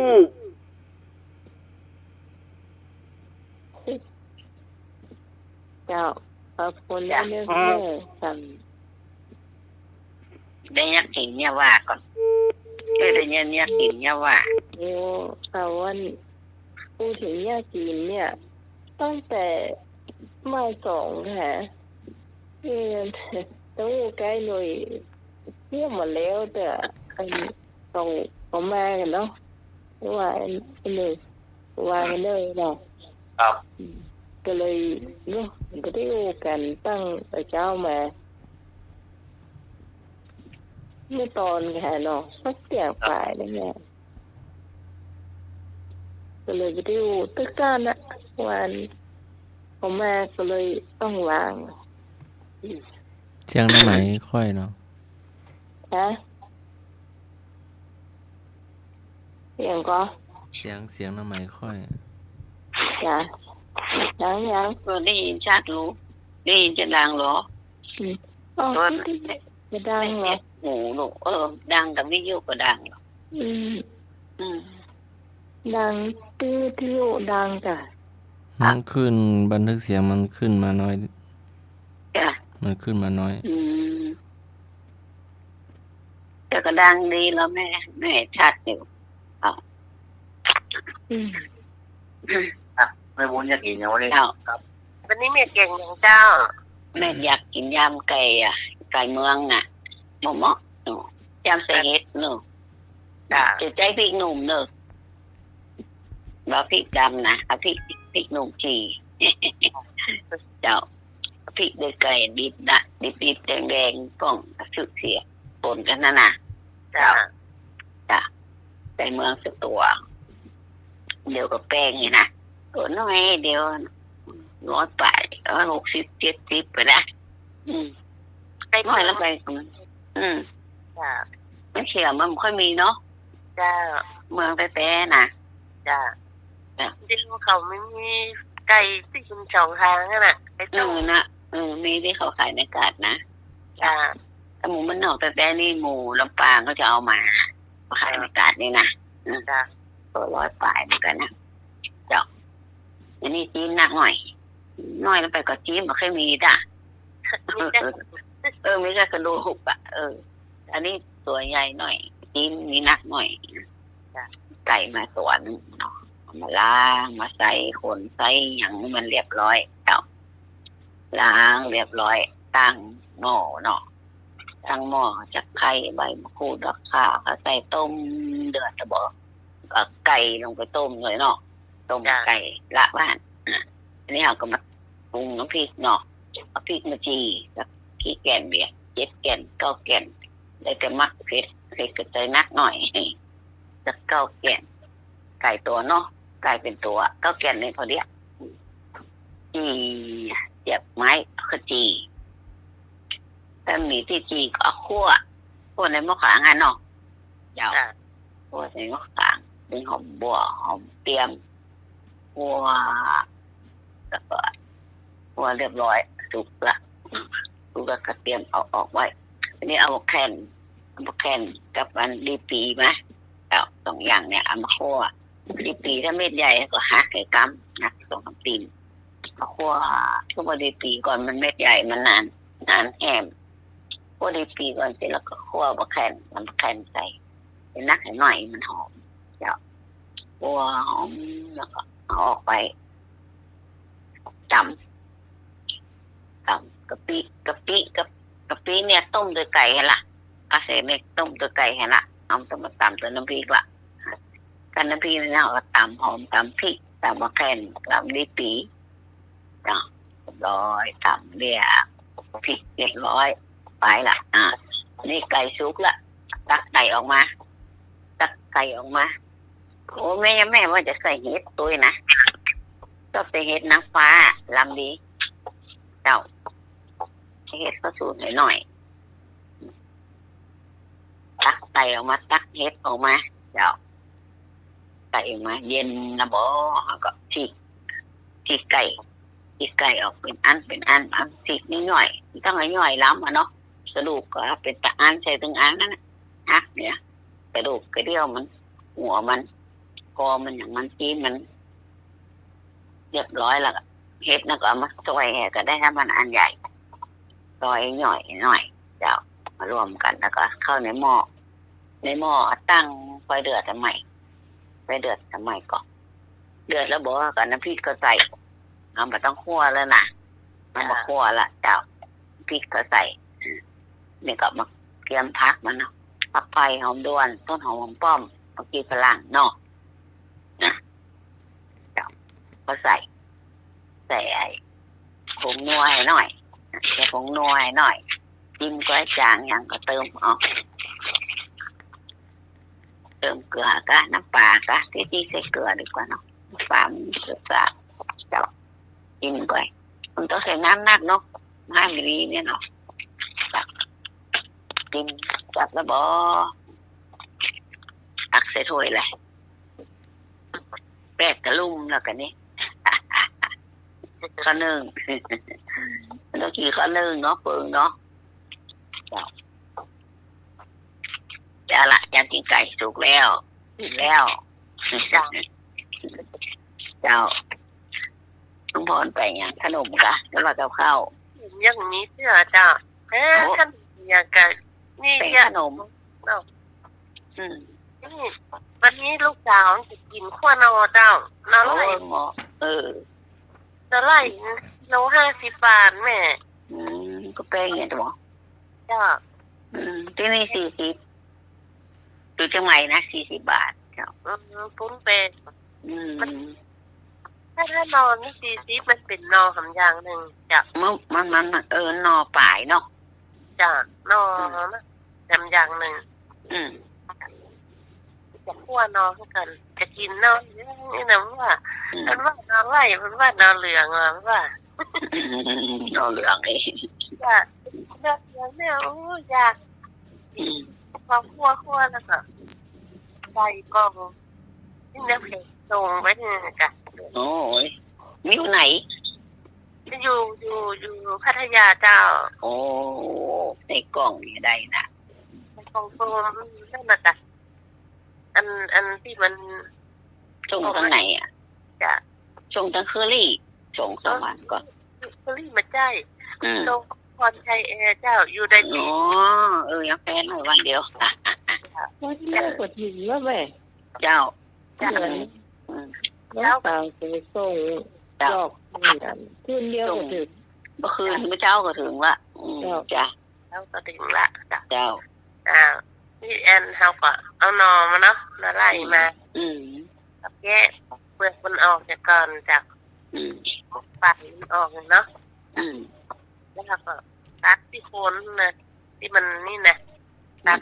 แล้วก็ล้างน้ำให้สะอาดเนาะจ้ะ ขนมันเป็นขน มันมีละจ้ะเขาแกะออกหมดละแม่ เจ้า ก็ล้างหมดแล้วแต่เขาก็ขีดจ้ะได้ซ่อมนะขีดนี่ไงนี่มัน ไม่เอาไม้จิ้มฟ้าเรามันอันน้อยดีเจ้า แล้วฟันกันให้น้องนี่ซ่อมก็ซ่อม ก็ได้เจ้า ขีดที่มันไฟเนาะ ยักก็ต้องมายักมันยักหน่อจ้ะ แก้มบ่มีนั่นกำแล้วพี่หอน อย่าง เราซอยปีก้อมแล้วก็เหมือนกับซับเหรอ โอ้ เป็นลูกทีอันนี้ยักยังเฮายำนี่เนาะ จ้ะอันนั้นฮะขีดไว้ก่อนเนาะแล้วก็ตัดเป็นท่อนที่มันพอคำเนี่ยจะจับเราก็เอาออกเอาชีที่มันปล่อยที่สุดเลยจ้ะนี่เนาะแล้วก็พักใส่กระมังไว้นะจ้ะนุ่มหรือพริกชี้ฟ้าเนาะมันเผ็ดพริกหนุ่มมันหนูไปเผ็ดแม่แม่ล่ะพี่หนุ่มเพชรเดียวเสียบไม้จีกันนะถ้ามีเตาแล้วน้องมีเตาน้องก็เอาใส่จ้งใส่หม้อมาทอดไร้น้ำมันน่ะใส่เห็นเดี๋ยวมันเตกตุ๊บปั๊บเด็กก็รู้เลยมันสุกได้เนาะแล้วก็แล้วก็อันนี้แล้วก็แล้วตั้งเวลาดอกปิ้งเดี๋ยวมันดังกิ้งแล้วก็ออกมาแกะเปลือกเนาะแกะเปลือกก็ทำที่น้อยๆนะใส่ตัวยันนอขึ้นเลยจ้ะแล้วก็หอมจีนแกะเปลือกแล้วล้างให้สะอาดนะจ๊ะล้างแล้วก็หั่นจะปล่อยเลยอะจ้ะใส่ในนอขึ้นนะจ้ะแล้วมีแหมมีใบขิงน้องมีใบขิงออกนักจ้ะเขาชอบใส่ใบขิงมาล้างให้สะอาดเนาะแล้วหั่นฝอยแล้วใส่ถ้วยไว้ก่อนนะจ๊ะนั้นได้แล้วเรื่องของชอบใส่ไข่ ว่าใส่ไข่ใส่หมู เจ้าเอาหมูบดมันชอบไข่ใส่หมูบดจ้ะหมูบดถ้าก็เอาใส่ถ้วยไว้ก่อนเนาะรอแป๊บเดียวจ้ะหมูบดใส่ถ้วยวุ้นเส้นมันชอบวุ้นเส้น พวกกันหนอมาได้เนาะ จ้ะถ้าใส่วุ้นเส้นมันกินเมินมาได้หรอน้องว่าเอาไปแล้วก็ใส่ตู้ไว้หลายวันได้ถ้าเขาใส่นะ แล้วคั่วแห้งๆหน่อย จ้ะหัวแห้งเลย เจ้า แห้งเลยแล้วก็วิธีทำเนาะเขาก็เอากระเทียมทุบตับให้ละเอียดเลยนะจ๊ะแล้วข้างหม้อน้ำมันใส่น้ำมันจ้ะแต่น้ำมันพอสักหนึ่งช้อนโต๊ะนะเท่านั้นจ้ะน้ำมันน้ำไปเรียกจ้ะตั้งกระทะแล้วน้ำมันร้อนนะเขาก็กระเทียมลงครับเนาะลงยอมหอมเหลืองดีแล้วเขาก็เอาหมูบดเขาใส่พัดลงไปใส่ซีอิ๊วขาวหน่อยเดียวเนาะจ้ะแล้วก็เอากะปิน้องกะปิเรือใบได้จะละลายน้ำไปแล้วพัดลงไปหมูบดท่านน่ะพัดเสร็จลงไปแล้วก็มันกะว่าหมูชุกแล้วเนาะชุกแล้วก็เอาหน่อหอมที่เราใส่ในกระมังรวมกันนะลงพัดเลยจ้ะพัดเดี๋ยวก็ใส่ก็ดีหน่อยเดียวเนาะใส่นักจ้ะใส่ที่รสน้องคนถึงใส่จ้ะรสจะชิมรสดูมันเป็นมีรสพอนี่ละยักษ์พอดีมันมีกะปิเยอะไปมันจะออกหวานนึงเนาะออกนี่หน่อยนึงมันหอมอ่ะแม่จ้ะไปแล้วมันหอมเข้าไปแล้วพอดีกะว่าชิมดูรสดูเดี๋ยวพัดสักคำเดียวจะปิดฝาไว้ก่อนเนาะน้ำมันน้อยเดียวเขาปิดฝาไว้แต่น้ำมันงวดแห้งจ้ะก็เอาใบขิงลงไปแล้วก็เส้นหอมอีกสักหน่อยหนึ่งจะจึงมันล้างสะอาดหั่นไว้แล้วก็ใส่ใบขิงใส่ผักป้อมไม่หอมเหรอก็คือเส้นหอมพัดแล้วก็ปิดใส่เลยได้กินละชุกละถ้าเอาไปเอาเป็นนอกเป็นหางไปให้เขาไม่แย่แม่เขาไม่ยาหลอกร้อนมันแย่แม่คอนโดเนาะเขาอยู่คอนโดเวลานี่เราไปก็สำเร็จเขาไปอุ่นเนาะกระดังเจ้าเวลาเขากินเขาก็ไปอุ่นเอามันจะได้กินละจ้ะแล้วเรียบร้อยอีกข้าวหุงเนาะข้าวหุงนะจ๊ะเจ้าเด็ดละขั้วเนาะใส่ใบนอใส่ใบขิงใส่หมูไม่ที่ลำนะแม่นาไล่เนี่ยมาใหม่เนี่ยมันลำหวานดีเนาะหอมด้วย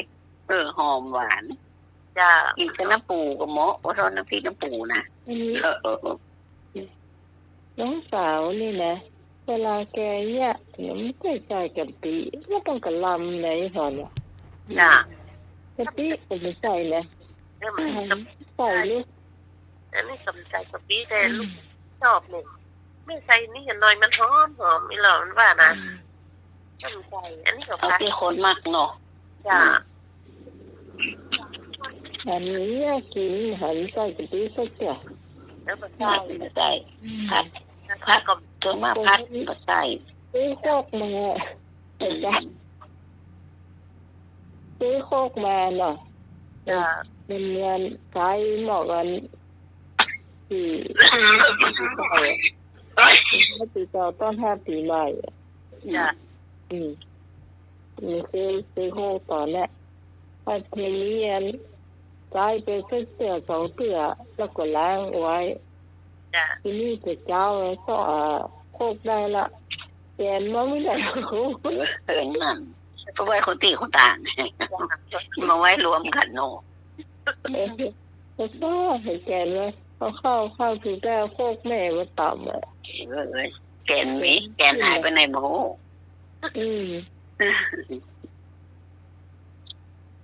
โคกแม่มาต่ำอ่ะแม่มีเรื่องโคกไม้โคกหินโคกหิน จบกันสับแกน แม่ บอ เปลี่ยนเป็นโคกหนึ่งโคกหินเดิมเลยนะเหมือน เอาตำต้มลำแม่ เจ้าโคกไม้ คำเดียว โคกไม้โคกหินโคกอย่างไรวะหินมันมีหลายอย่างต่าง นั่นก็ตามที่เลยค่ะ ไข่เดี๋ยวนี้เนี่ยไอ้ลุงหนุ่ยเป็นอะไรอย่างนะ นุยจำเฮ็ดหนังก้าวันนี้เฮ็ดหนังก้าจำ วัด ไอ้ นั่น ห น่ะ นูอยู่กับเป็นของทะเลเดี๋ยวก่อนถามเลยก่อนมันจะมีหอยอยู่ประเภทหนึ่งไอ้หนึ่ง หอยโคง อ๋อ หอยโคง ที่มันเขาจี้นะครับ มันนั่นมันคล้ายๆหอยขมแหละ มันมีปลาด้วยหรอมีปลา มัน ปีกเลย ใหญ่อันใหญ่กว่าเนาะใหญ่กว่า หอยโขง อ๋อ หอยโคง โลไปแล้ว แล้วก็ทีนี้มัน4 เซตเนาะมันจะมีไอ้ที่ปากมันเนาะ ครับ ที่มันจะมีอะไรก็ยังหอยบ้าเฮานั่นนะ ปลามันน่ะ มันก็ดึงปลามันน่ะดึงขามันแล้วก็มันจะออกมาหมดอะแม่ อืม หอยโค กิน ง ใหญ่นะหอยบ้าเฮากินยากกว่า อืม เก่งใหญ่มันเก่งใหญ่เลยวะเรา เล่นเป็นใหญ่ เหมือนหอยเชอรี่อ่ะ ครับ เชอรี่ก็แกมเล่นเล่น เล่นมดอันนี้แกนสลบกันจนปอกได้ฮะมันจะถึงแล้วไม่ถึงกัน ประกอบมะกุ๊กอ่ะ จ้าพี่การจ้าน้องไม้ที่น้องใหม่พูดนั่นเขาเรียกหอยหวานมันเป็นหอยทะเลจ้ะ อ๋อ น่าใหญ่กว่าหอยหวาน คือ จ้ะแก่นมันจะใหญ่กว่าหอยขมนิดนึงแล้วก็เปลือกมันจะบางกว่า เออ หอยหวานมันแก่นมันลายๆหนู ไม่ละครับ ออกลายๆน้อยๆนึงอย่างที่ไอ้หนุ่ยว่ามัน ลาย คือ สีน้ำตาล ไอ้ เนี่ โข่ ย งบ้านเรา อ่อนน้ำตาลแก่ ที่ไอ้หนุ่ยพูดนั่นนะที่น้องใหม่พูดนี่คือหอยทะเล เห็นหลานก็เอามาย่างกันนะจ๊ะน้องใหม่ก็ลองกินมันก็หวานดีก็เลยถามว่าเขาเรียกหอยอะไรนะลูกน้องก็บอกว่าหอยหวานเขาบอกเนี่ยจ้ะ จ้ะ ลำดี ที่น้องใหม่ เพราะว่า จ้ะที่น้องใหม่เข้าใจที่แม่บุญพูดก็ถูกจ้ะหอยหวานจ้ะ บางทีเด็กก็กินประกำแต่ก็ไม่ได้กินแต่วันเนี้ย ไปเจอหอยหวาน เคยเขา กับลำ เขาเคยกินแล้วเขาก็หูแต่มันแก้ยากนะเจ้าถูกสีน้ำดูด้วยแก้วนะ จ้ะ หอยแข็งนะ ต้องลวกก็มันพอดีอ่ะแกะง่าย แข็งมาแข็ง หอยแข็งมันแก้ยากเลย ต้องน้ำมันหอมแล้วก็ลวกตะกำมาถึงก็งบแง่ๆนะ หอยหวานนั่นยังจะง่ายกว่าแค่เขาดึงปากมันออกไปหมูเนี้ยดึงนะแล้วก็ล่ามเห็นเลย ลำกับหวาน มีปลาหมึกกินมาเสียแล้วกุ้งเขาหื้อน้อง5 ตัวกินแค่ไป4ตัวไม่ได้กินฮะไม่ทัน เก็บห้องกระตูมาหรอ ฮะ เก็บห้องกระตูมาหรอ เดี๋ยวนี้กระท้อนไม่ได้กินสักกรรมเพราะอาจารย์กินละอิ่มไม่กินกระท้อนโอ้ไม่ได้กินเลย ปลูกก็กินไหม กินกันพวกไม่กินนั่นกองแก่นไม่ยังจะได้กินวะมันมาเช่นกันเนี่ย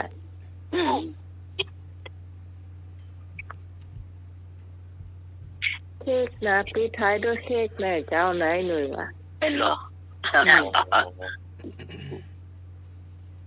มันเกิดนูดตัวเนาะ มันเกิดนูดตัวมันได้กระเป๋าสีฟ้าน้องได้สีชมพูแล้วนี่สีขาวอันนี้สีน้ำไอ้ยะมันเกิดช่วงหน้าหนูไม่ได้อยู่ วันเกิดป้าไหมเนี่ยให้ล่วงหน้าไว้ พฤ นะ ศจิกา อืม เล่นน้องไปตัดซื้อที่ไหนมาจ้ะ มาหูเนอะเหมือนกันอะมันแปลงให้ตัวนะมันใจมีอันนั้นเนาะเพราะมันใจใส่คออย่างไว้ให้เนาะมันต้องมาใส่ตายอย่างมันก็ใส่ให้น้องหมดละ อืม อืม สะพายได้เลยบอก สปายได้อันก้องแขนได้ อืม แขนก็ได้สปายก็ได้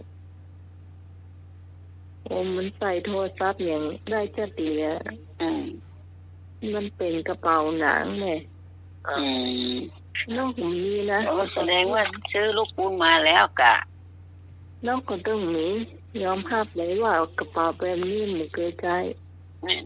ซื้อลูกปูนมาแล้วคุณเฮ้ยเตือจะปิดเถอะซื้อเสื้อเสื้อมาให้กู้คนอะตอนแม่ว่ากระเป๋ามีสองยังไงฮะมี2 ล้อเนาะประเด็นที่เหลือล้อไปมาเต็มเลยล้อที่2หมดเต็มเตือยแล้วปกกำแม่นี่ความยากตัวจุดเนี่ยมันก็ซื้อมาให้เขาอย่า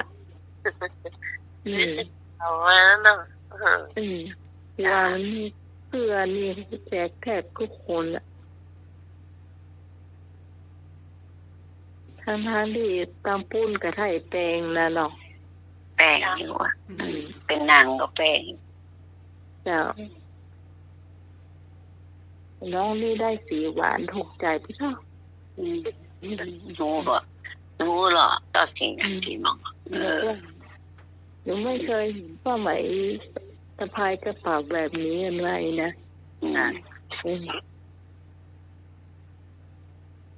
มันเป็นคนที่เทคแคร์เก่งสมัยบอกมันน้อยๆมันยังไม่ได้ไปแต่มันจะเป็นชอบเทคแคร์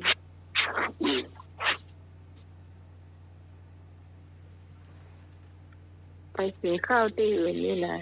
มันเป็นอยากคอยแกะกุ้งแกะอย่างเฮ้ยตลอด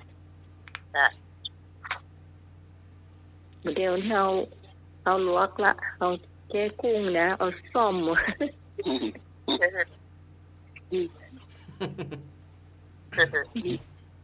ซ่อมเหมือนจ้ะมือแกะหรอ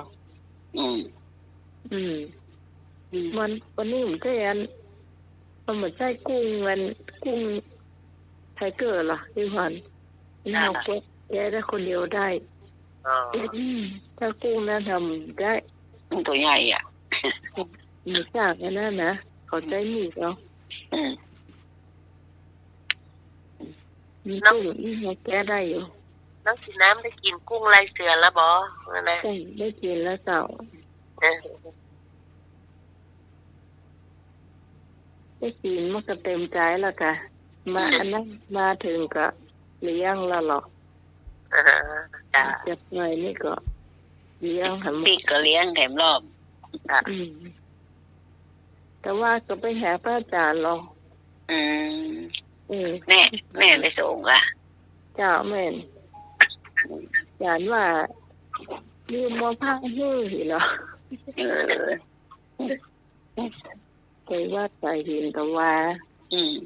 อาจารย์ว่าลืมมาพักหื้อ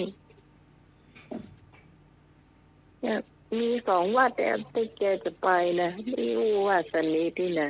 เจ็ดดอกกะเจ็ดลิงเจ้าพระวิษณุอ่ะเจ้าฉันหันมาตั้งแต่น้อยๆนะเขาจ้างว่าตาหันมาตั้งน้อยๆเนี่ยจานเท่าก็ต้องหันแล้วมันน้อยๆอ่ะมันจะเป็นละอ่อนเนี่ยก็เลยรู้สึกว่าสนิทกันเนาะ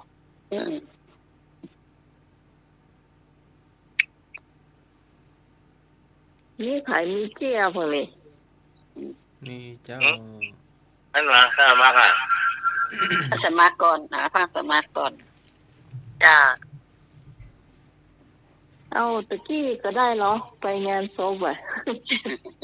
ไม่ถึงมีแล้วเนาะ น้าหมายโทรมาเนาะเมื่อแรงนี่ออกรายการไปก่อนเดี๋ยวกินเลี้ยงส่งหลาน แล้วก็พระอาจารย์พระครูสมุวิศวะก็จะไปงานศพที่หา แต่ ง ค ด น ง ก็ตั้งไปอยู่ งานศพแม่อุ้ยเนาะข้าสมัครออกไปก่อนในทัพทีมเนาะ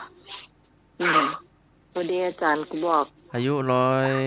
112 ปีก็ โอ้112 ปี ถ้าจำไม่ผิดนะ อายุยืนเนาะก็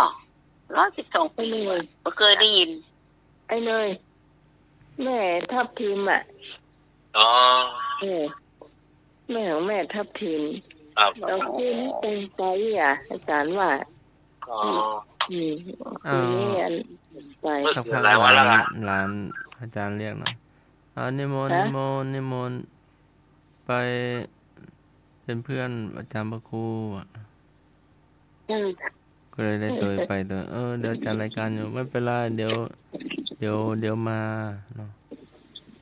เดี๋ยวฟังเหตุกรรมเดียว หน้าหมายโทรมาก็ฟังเทศอยู่โทรมารอบ2ฟังเทศใกล้จบละ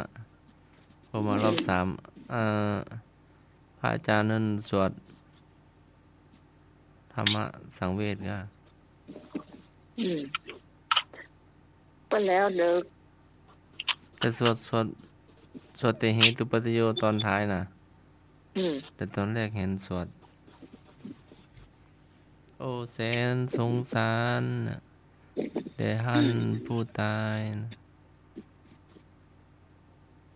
ก็เหมือนตอนหลวงพ่อสบายอยู่เนาะก็เห็นฝึกสมณเณรแบบเนี้ยเพิ่นสวดอันเนี้ยเนาะเศร้าเนาะไปให้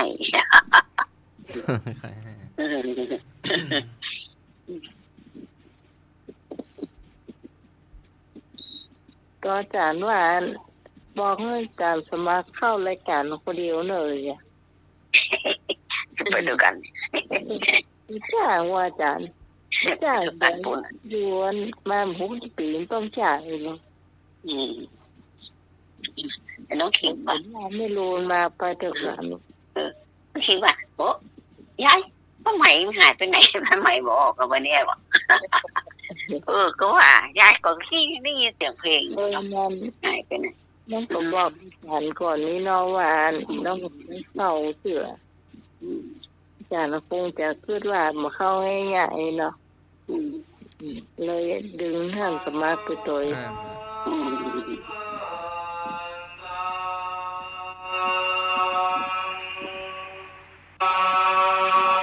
ไหนเชื่อหายจบแล้วกันท่านสมาธิที่สวด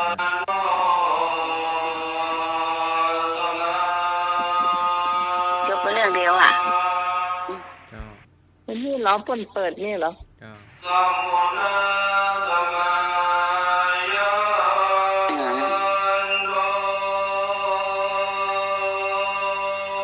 จ้าตอนมาออกสอนในเฟซก็มันมีอย่างใดเนาะนั่นเหรอใครเตะอ่ะใครเตะวะพระอาจารย์วัดกำแพงสดพาไปทำบัดเจ้าวัดห้องเพลงบัดเจ้าวัดทุกเจ้าห้องเพลง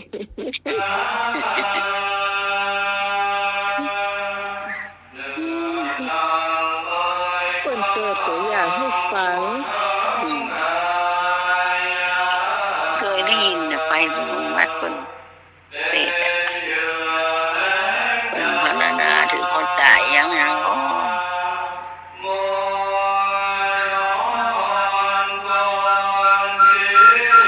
ต้องไปเจอกันได้กันเนอะส่วนนี้นะ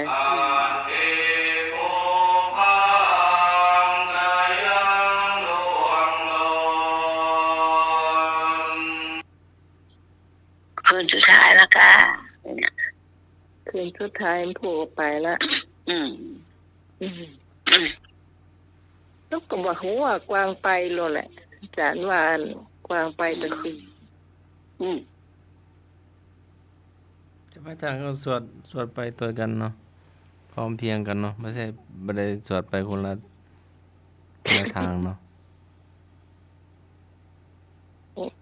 เข้ากันได้เนาะจะ เนี่ย ไปกันจะดี สวดไปคนละทางแย่ก็ไปตาหางดงไปทางดง แล้วหนึ่งไปหางดงแล้วหนึ่งไปละปูน ผู้ภัยถามมันจะสมัครเกียแต่ไปจะสมัครจะได้วะจากทางไหนลูกคนตอบกับตอบย้อนเห็นนะ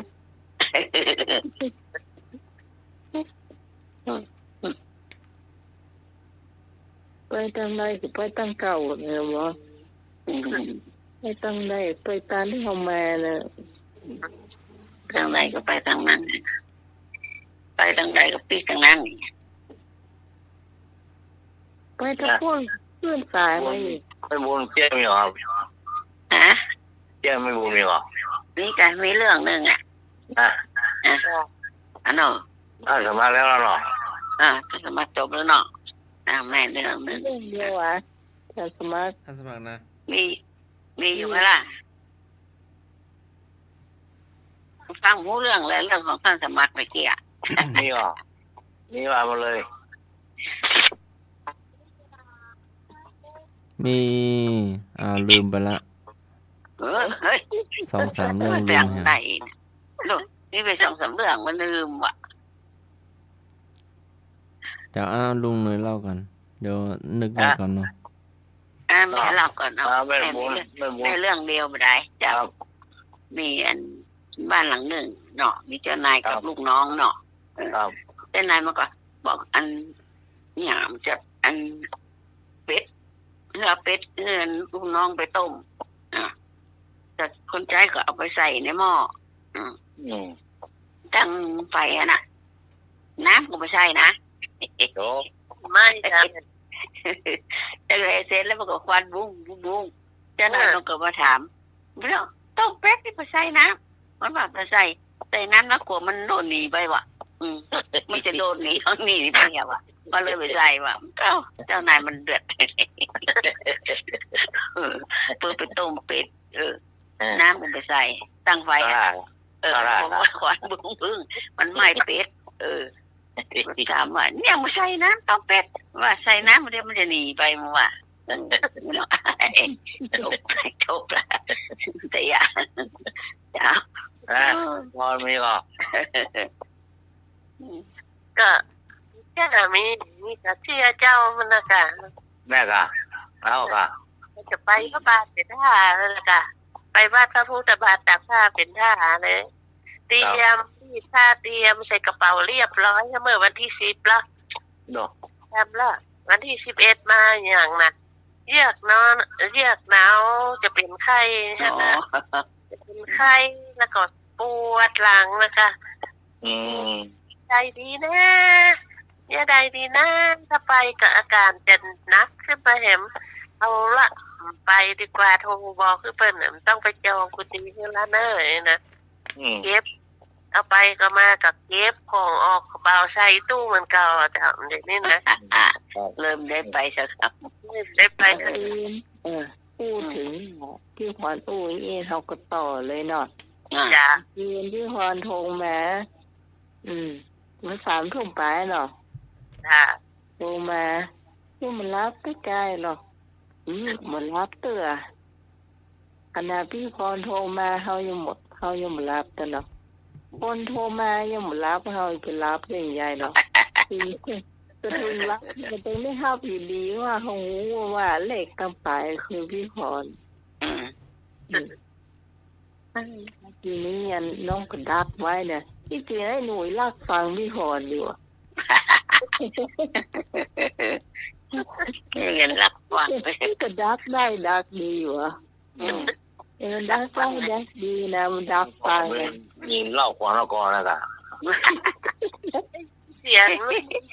คำแบบว่าดักรักฟังโลเราพูดเล่ากันไม่รู้เนาะดียังไงฮะหมอ เขาไปหลอก โอ้ไอ้ยังกำลังกำลังเจ็บมดเมื่อยไข้แตกมดแล้วไปละธรรมะธรรมโมหรอ มันอู้กันสองคนเนี่ยเล่าฟังว่ะเขาจะได้ฮอนไอ้หนุ่ยนะไอ้หนุ่ยมีอยู่ในสายที่ไกลเหรอก็เลยว่าไอ้หนุ่ยไปครับอย่างโคนนี้เนาะเขาเข้าน้องก็ป้องไหวนะตาก็ข้ามือเลยเนาะเสียพี่พอล้มก่อนน้องบอกไว้เปาะย่างเลยเนาะ นั่นหมดจ้ะไปดูมาดังกลิ้งโอ้แบดหมด ไอ้ย่านี่แบดละเล่นแบดหมดละ มันเตือนเหรอมันเตือน มันจะเตือนเหมือนโนเกียเพิ่นเตือน3 เตือก่อนนั่นมันหมดไปเลยนะไปขึ้นเตืองนะกำเดียวเอาแล้วนะไปถึงนี่นาที2 นาทีหมดละ จะไปมันก็เตือนเหมือนกันนะ เหมือน จ้ะ นี่พรติ้งไอ้หนึ่งงานแบดให้หมดเลยนะหมดก็หมดเลยรับแล้วนี่นะ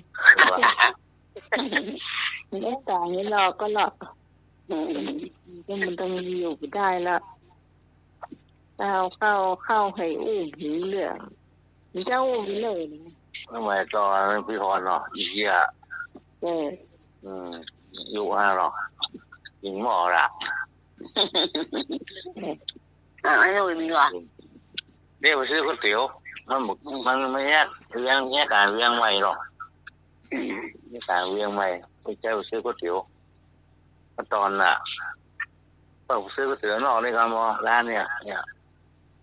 มันก็ไปซื้อโคนถูกบ่ะไอ้หรอขึ้นไปประชัดตังมาซื้อไงล่ะโอ้แล้วก็เตี๋ยวมันไหนสั่งซื้อโอ้มันบอกลูกจีนมาทำคนเดียวผมเลยบอกจะกรรมให้ได้ผมจ้างวะ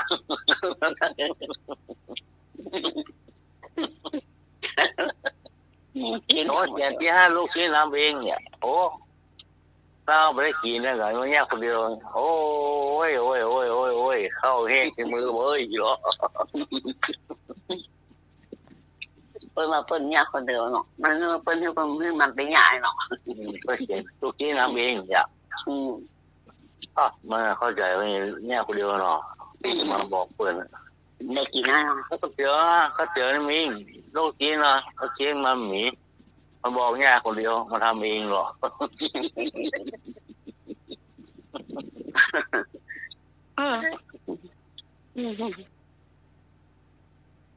มันยังมาคือ2 กิโลนะเนี่ย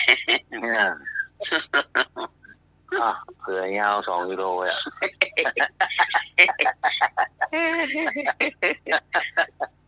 อย่ามันได้ขายบัวให้มีละคนตายยังจังมาจบเนาะคนซื้อก็ให้อู้แล้วก็อู้สั้นลงไปเนาะแล้วเรียนเนี่ยไปซื้อเขือยาว2 กิโลอ่ะอย่าไม่ได้ขายบัวให้มีละตื่นสินึงหมดเลยคน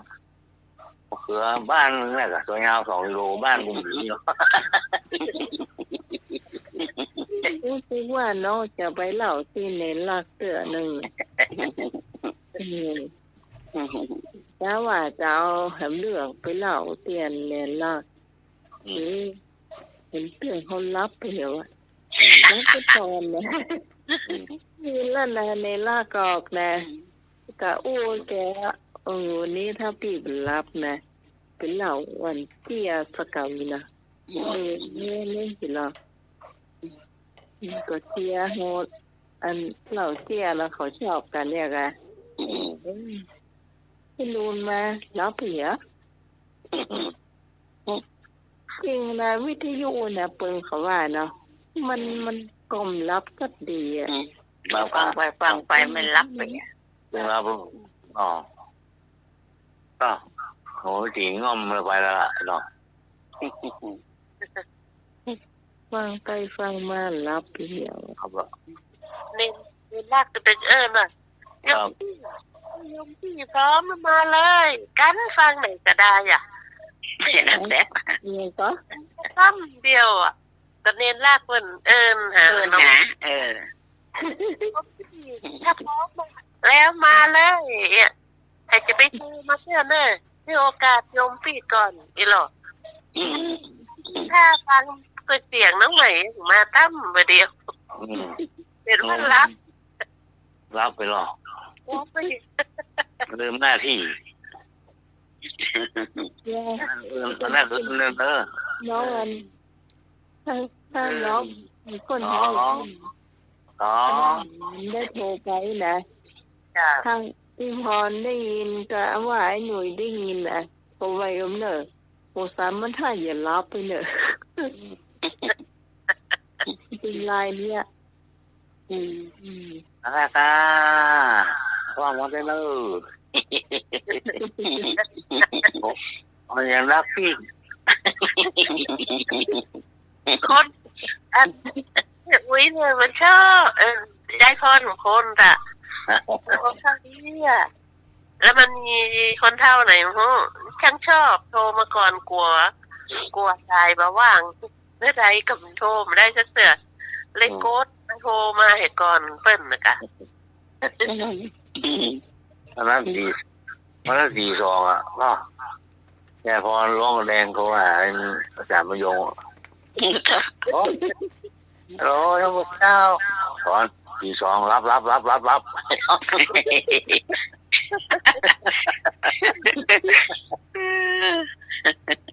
ว้สาเจ้า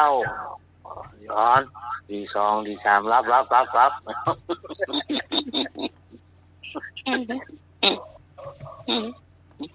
เจ้ารายการก็ขึ้น9 6เหมือนกันเหมือนเสียงยายพรนะเชื่อแล้วจ้ะลูกไม่ว่าเปิดเพลงป้อง่อมแม่ง่อมมาละนี่ล่ะใส่เข้าโจอ่ะเข้าไปตำรวจมันจะมีที่จัด104แล้วไปจัด96ก็มีตัวเจ้าต้องมาเกตอ่ะก็ครูอันนั้นไปศาลแล้วครูไปศาลถ้าเกิดจะมีเข้ากับจ้าวะเดี๋ยวก่อนจะมีเนี่ยกะเจ้าในวังเนี่ยกะครับมาเป็นทำเลยจะทำตัวลูก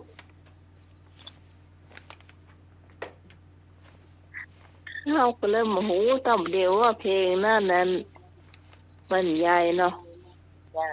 เพลงเตี้ยนตายเป็นหาละอ่อนนะมีใจแหละแต่ขนมมันมดกับละอ่อนน่ะอย่างอ้อนะคะแม่น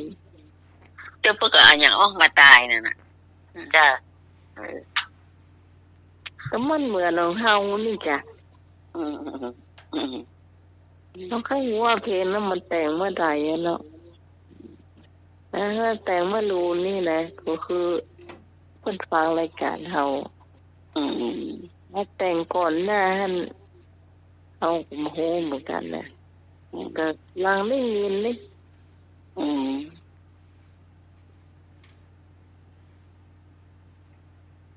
แม่ง่อมเปิดตึง2เพลงอ่ะเจ้าแม่ง่อมนี่ไม่ได้น้องเป็นผู้เปิดมันเป็นเนาะเพลงตรงนั้นตรงนี้จ้ะเปิดในเดียวเปิ้นจะให้เปิ้นมาเปิดหมดเพลงเจ้าอ่ะเปิดแง่ๆเลยเหรอจ้ะเปิดตอนเย็นก็ง่อมอ่ะเพิ่งตกปลาขึ้นต้นกรรมอ่ะใหญ่ที่ไหนไม่ได้อ่ะต้นนี้มันง่อม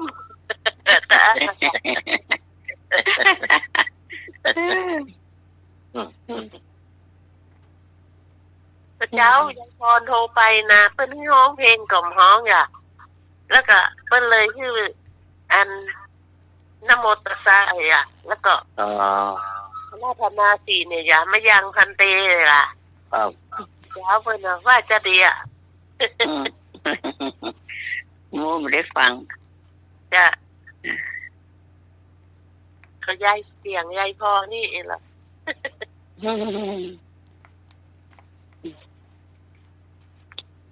ตั้งในเวียงมันไปตายมีสูงล่ะ มีสูงแล้วก็ท่านหาอยาก นี่ตั้งบ้านน้องนี่ใจไม่ใจงั้น ไปบางบ้านเดือใจคนละอย่าง จ้ะ ไม่สูงนี่หมายแปลว่าอะไร ถ้าปิ่นเป็นบางข้อ อ๋อ ถ้า ถ้า เป็น เขา ฉัน ไม่ได้ทำพิษเขาก็ประจำเป็นนี่เนาะ ครับ ถ้าพัง ได้บ่ได้สักข้อก็ยังมี ต้องได้ทำพิษหรอ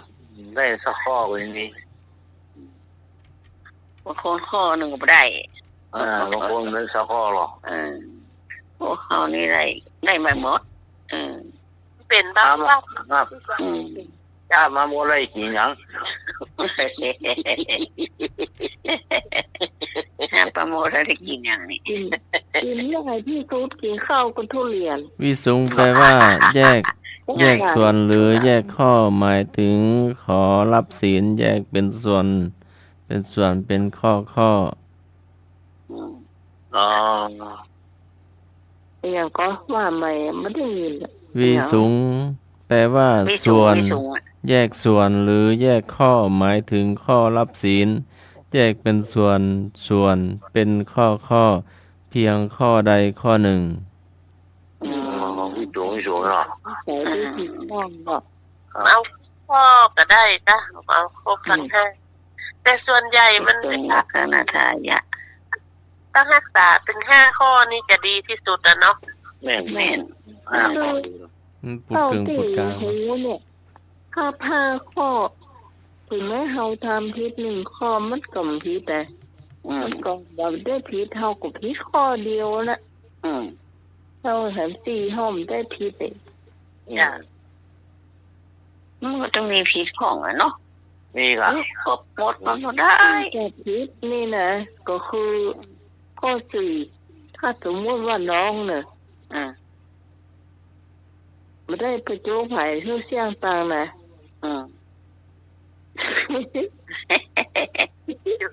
รักษา ข้อหนึ่งมากามันง่ายอย่ายุงมาคบมันเปิดป้า ใส่ละบ๊อบละปั๊บเลยตายแล้ว เรียนเปิดละ ปานาแบบ ก็ไม่ ปา ปา นา นะ ทำใส่ ไม่ ปั๊บ ถึง เลย มองรู้ ปานา มีมือ ปา มี นา มือกับเป่าตัว คือฮะ ปานาที่ปานาเขาว่าพ่อเนี่ยมันปากาดเรียกปานาหรอก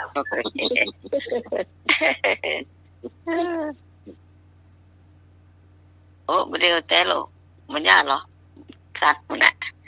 ยุงเลยก็เติมมาว่างตัดเป่าเที่ยวไปกันไปถ้ามือว่างก็ใส่แล้วเนอะปั๊บ ไอ้หนู ใจ ยัง มาเคยละไม่ยาก แกสอนน้องว่าไงถ้าคนหนูก็มีรอปัดตรงไปเลยโบกเลยนะ ต้นแห้มันก็ตายกัน นายโยมมันสั้นเนี่ยเจ๊ถึงเดี๋ยวออกมาตายอะไรอยู่เจ๊มือหรอกสั้น แต่มันที่เจ็บแต่ว่า มันที่มันเจ็บอ่ะ หลวงพ่อเสียเราจนอิ่มอ่ะเพาะไปอย่า ตอนนี้มันทับปล่อยมันจี้เอาจนอันสักมื้อสักเมื่อนะมันจี้ก็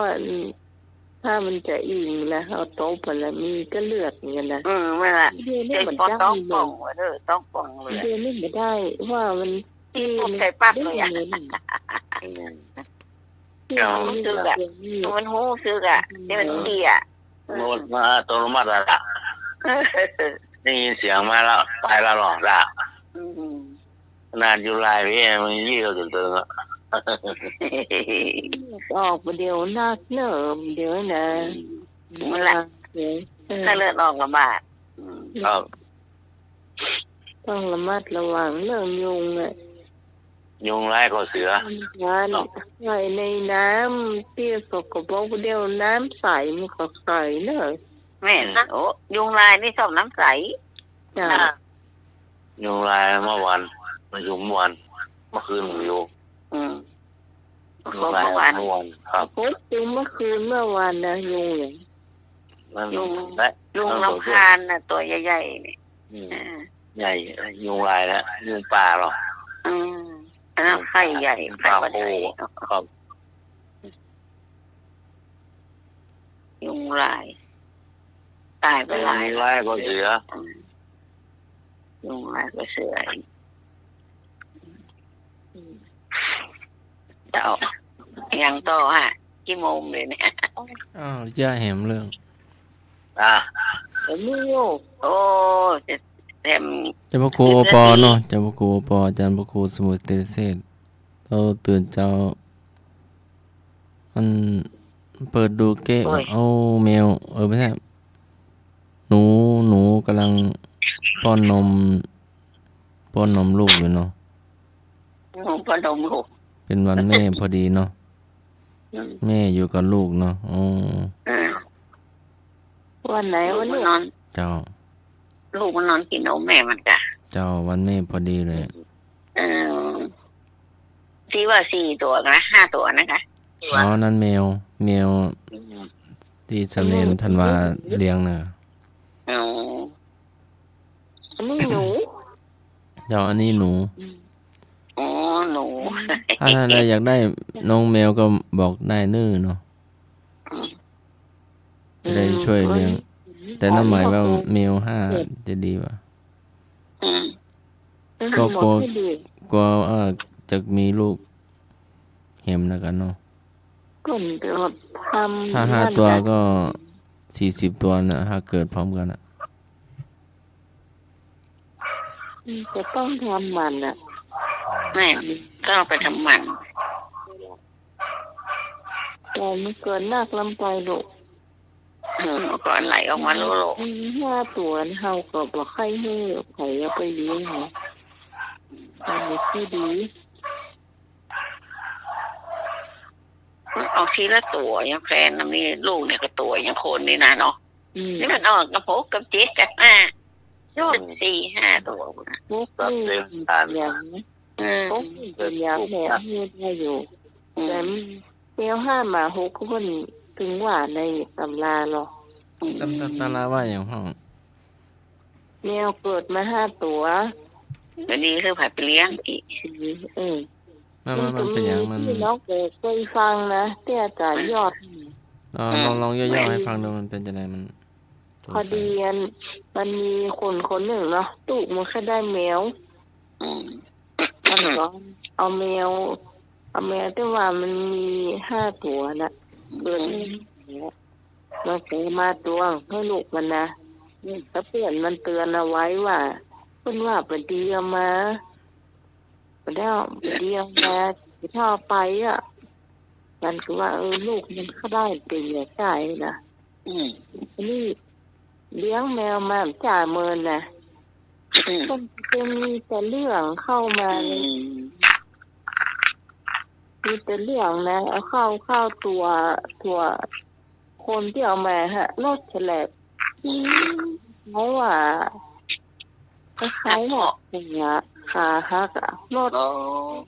ขา อืม คนที่เอาแมวมาน่ะ อืม แล้วก่อน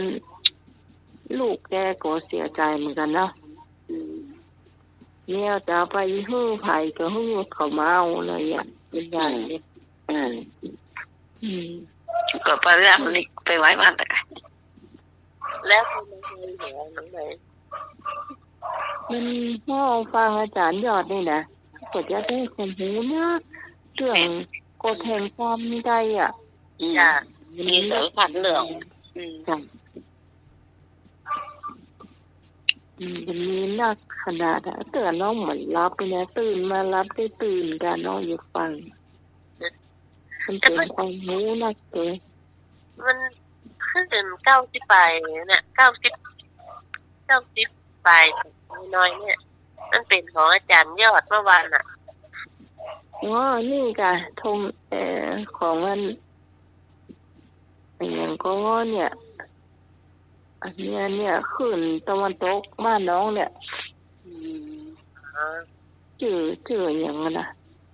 ธงชื่ออย่างธงเนี่ยนี่ จ้ะ ใกล้ๆบ้านน้องลายน้ำจีนนี่แหละ อ๋อจ้ะ แม่ได้ฟัง ฟังของสันมหาพลบุญเมื่อคืนน่ะ อันนี้เราไปได้มันไก่ แม่ดูใน YouTube นี่ค่ะในโทรศัพท์อย่าไปเลอะอาจารย์ยอดกดเข้าไปเถอะดึงเอาเครื่องมาเต็มมันจะฟังอะไรอย่าง เป็นเรื่องแบบที่น้องฟังก่อนจ้ะ มีหมอตาเหมือนน้องใหม่นะเพิ่งก็ไปเปิดวิทยุเจ้า อันนี้ ฟังเรื่องผีก็เรื่องสัตว์เรื่องกรรมอย่างอีหนักมีหมดละเลี้ยงแมวเลี้ยงหมา เป็นยอดเรียนน้องฟัง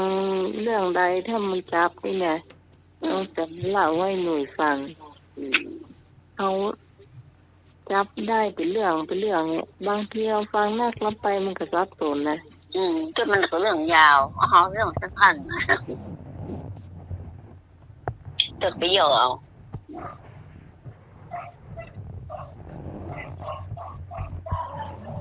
หมาที่ไหน ลาดไผ่แม่ที่ไหนน่ะ บ้านไอ้หนุ่ยนะ ใกล้ๆบ้านหนุ่ย เที่ยงละไปจะเที่ยงละ มาการสมัครหมดแล้วเนาะหมดเวลาเนาะ เจ้าหมดเวลาแล้ว อาจารย์จำวัดแล้ว โอ้ยอาจารย์จะมาอาจารย์ขลับอ่ะ ไปสวดมาขลับหรอกค่ะ อีกเนาะ เนี่ยนักเหรอเนาะเนี่ยนัก ดูแลวิทยุดูแลวัดวาอารามนะครับ หลายอย่าง ผูกกันถ่ายทอดเนาะ ถ่ายทอดปุ้นเนาะเมื่อวานก็ แม่วันเริ่มตั้งกี่โมงโหเข้าไปแล้วหรอ ไปกันแล้วก็มี เล่นหมดบ่ายโมงเลยนี่ จะเพิ่งไปนัดกันที่ไหนครับบวชฟังเปิ้นโอ้เถอะ งานตุ้หนุ่มไปหมอกบ่ายโมง ว่าหมู่รถที่เปิ้นไปกันน่ะเปิ้นไปนัดปะกันหันเนิน นี่ เลยอ่ะ ปตทแม่ริมเนี่ย โอ้ไปนักขนาดรถอ่ะโอ้ แล้วเครื่องสีขาวมันขึ้นได้เข้าไปจัดการนะ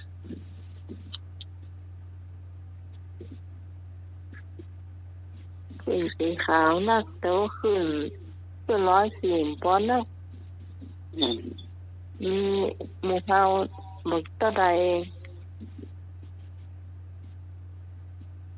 ปีนี้ก่อนยายหมูนี่ถ้าป่าเรียกคิดเถอะเก็บตังไว้นะเก็บตังไว้ ต้องใหม่ก็เดินเครื่องสีขาวไปรอบจะได้เนี่ย ถ้าเตือนให้นะห้องสีฟังเรื่อง วิ่งหน่อย นิ่มดีเลย มัน เปิด มันคล้ายๆว่าปีนี้ปัญหาเฮาบ่เนี่ยเฮาบ่มีไอ้ปัจจัยที่จะมาเลี้ยงอาหารส่วนตัวที่ยังพูดกันน่ะกันเนาะ จ้ะ อยากเห็นเราปัจจัยตรงนั้นเราไปให้ฐานนี้ดีกว่า นั่นน่ะ มาจบ วันนี้ น่าจะมักอ่ะ วันนี้ต้องขอบคุณอาจารย์สมาร์ทตัวเนาะนี่อีทก็อีทจ้ะอีทแต่อาจารย์สมาร์ทไปไหนก็ส่งพระอาจารย์เลขาจ้ะน้องบ้านอ่ะ อาจารย์สมาร์ทกะ ช่วงจะไปคารวะวัด ที่ไหน วัดอะไรอย่างหน้าวัดล่ำช้างอะ วัดหลักจาง วัดอย่าง เชียงใหม่นะ วัดเชียงมั่นไปคารวะหลวงพ่อไปกับพระ เชียงมัน อาจารย์เลียวพระอาจารย์พระครูโอปออาจารย์พระครูสมุทิรเศรษฐ์แล้วก็ ลุงเอื้อพระอาจารย์เอื้อแล้วก็นานทินเนาะ อืม โยมพ่อโยมโยมแม่ ที่จะได้ยินน่ะ จันท ว่า ครูปอถวายประทาน แล้วก็แวะไปวัดน้ำช้างเนาะไหว้พระธาตุไหว้พุทธเจ้า อืม พุทธเจ้าเก่าแก่เนาะ ก็ตอนนั้นกันหาพี่ยังได้ยินไผเอิ้นมาโยมที่สมัยที่จัดรายการทำมักไปเที่ยวเนี่ยไผเอิ้นมา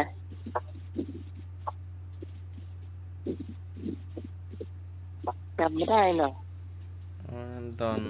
อยู่สำนักงานแล้วก็กำลังปิกวัดเนาะ อืม ส่งพระอาจารย์ดาวัดป่าพร้าวไหนก็ อืม แล้วก็มาส่งพระอาจารย์เลขาที่วัดเมืองศาสตร์หน่อย อืมอย่างสำหรับวันนี้ขอบคุณพระอาจารย์พระครูสมวิศวะรวนและจิตจอผู้อำนวยการสถานีผู้ควบคุมเสียงและเจ้าวันนี้อาจจะไปได้ฟังเพลงวันพรุ่งนี้เจ้าเป็นผู้ฟังก็มาฟังเพลงกันและเจ้าถ้าอยากฟังเพลงเนี่ยก็เตรียมไว้ก็แล้วกันเนาะเราก็จะจัดให้ในวันพรุ่งนี้ขอบคุณพี่พรขอบคุณแม่บุญขอบคุณแม่ใหญ่จากทุกท่านทุกคนที่ฟังเพื่อน104เฮาจนจบนะครับวันนี้ ครับ แล้วพระเจ้าพิสมัยสุริยอนจากบ้านเนินปานตำบลหมู่แก้วอำเภอมะเร็งจังหวัดเชียงใหม่เจ้า ครับ นี่ใดอาจารย์สามารถจะเปิดเพลงก่อนหรือว่าใดเปิด ก่อ เพล น ง จะขอคำ มงคลที่11การบำรุงมารดาบิดาคนที่หาได้ยากฉันสนัย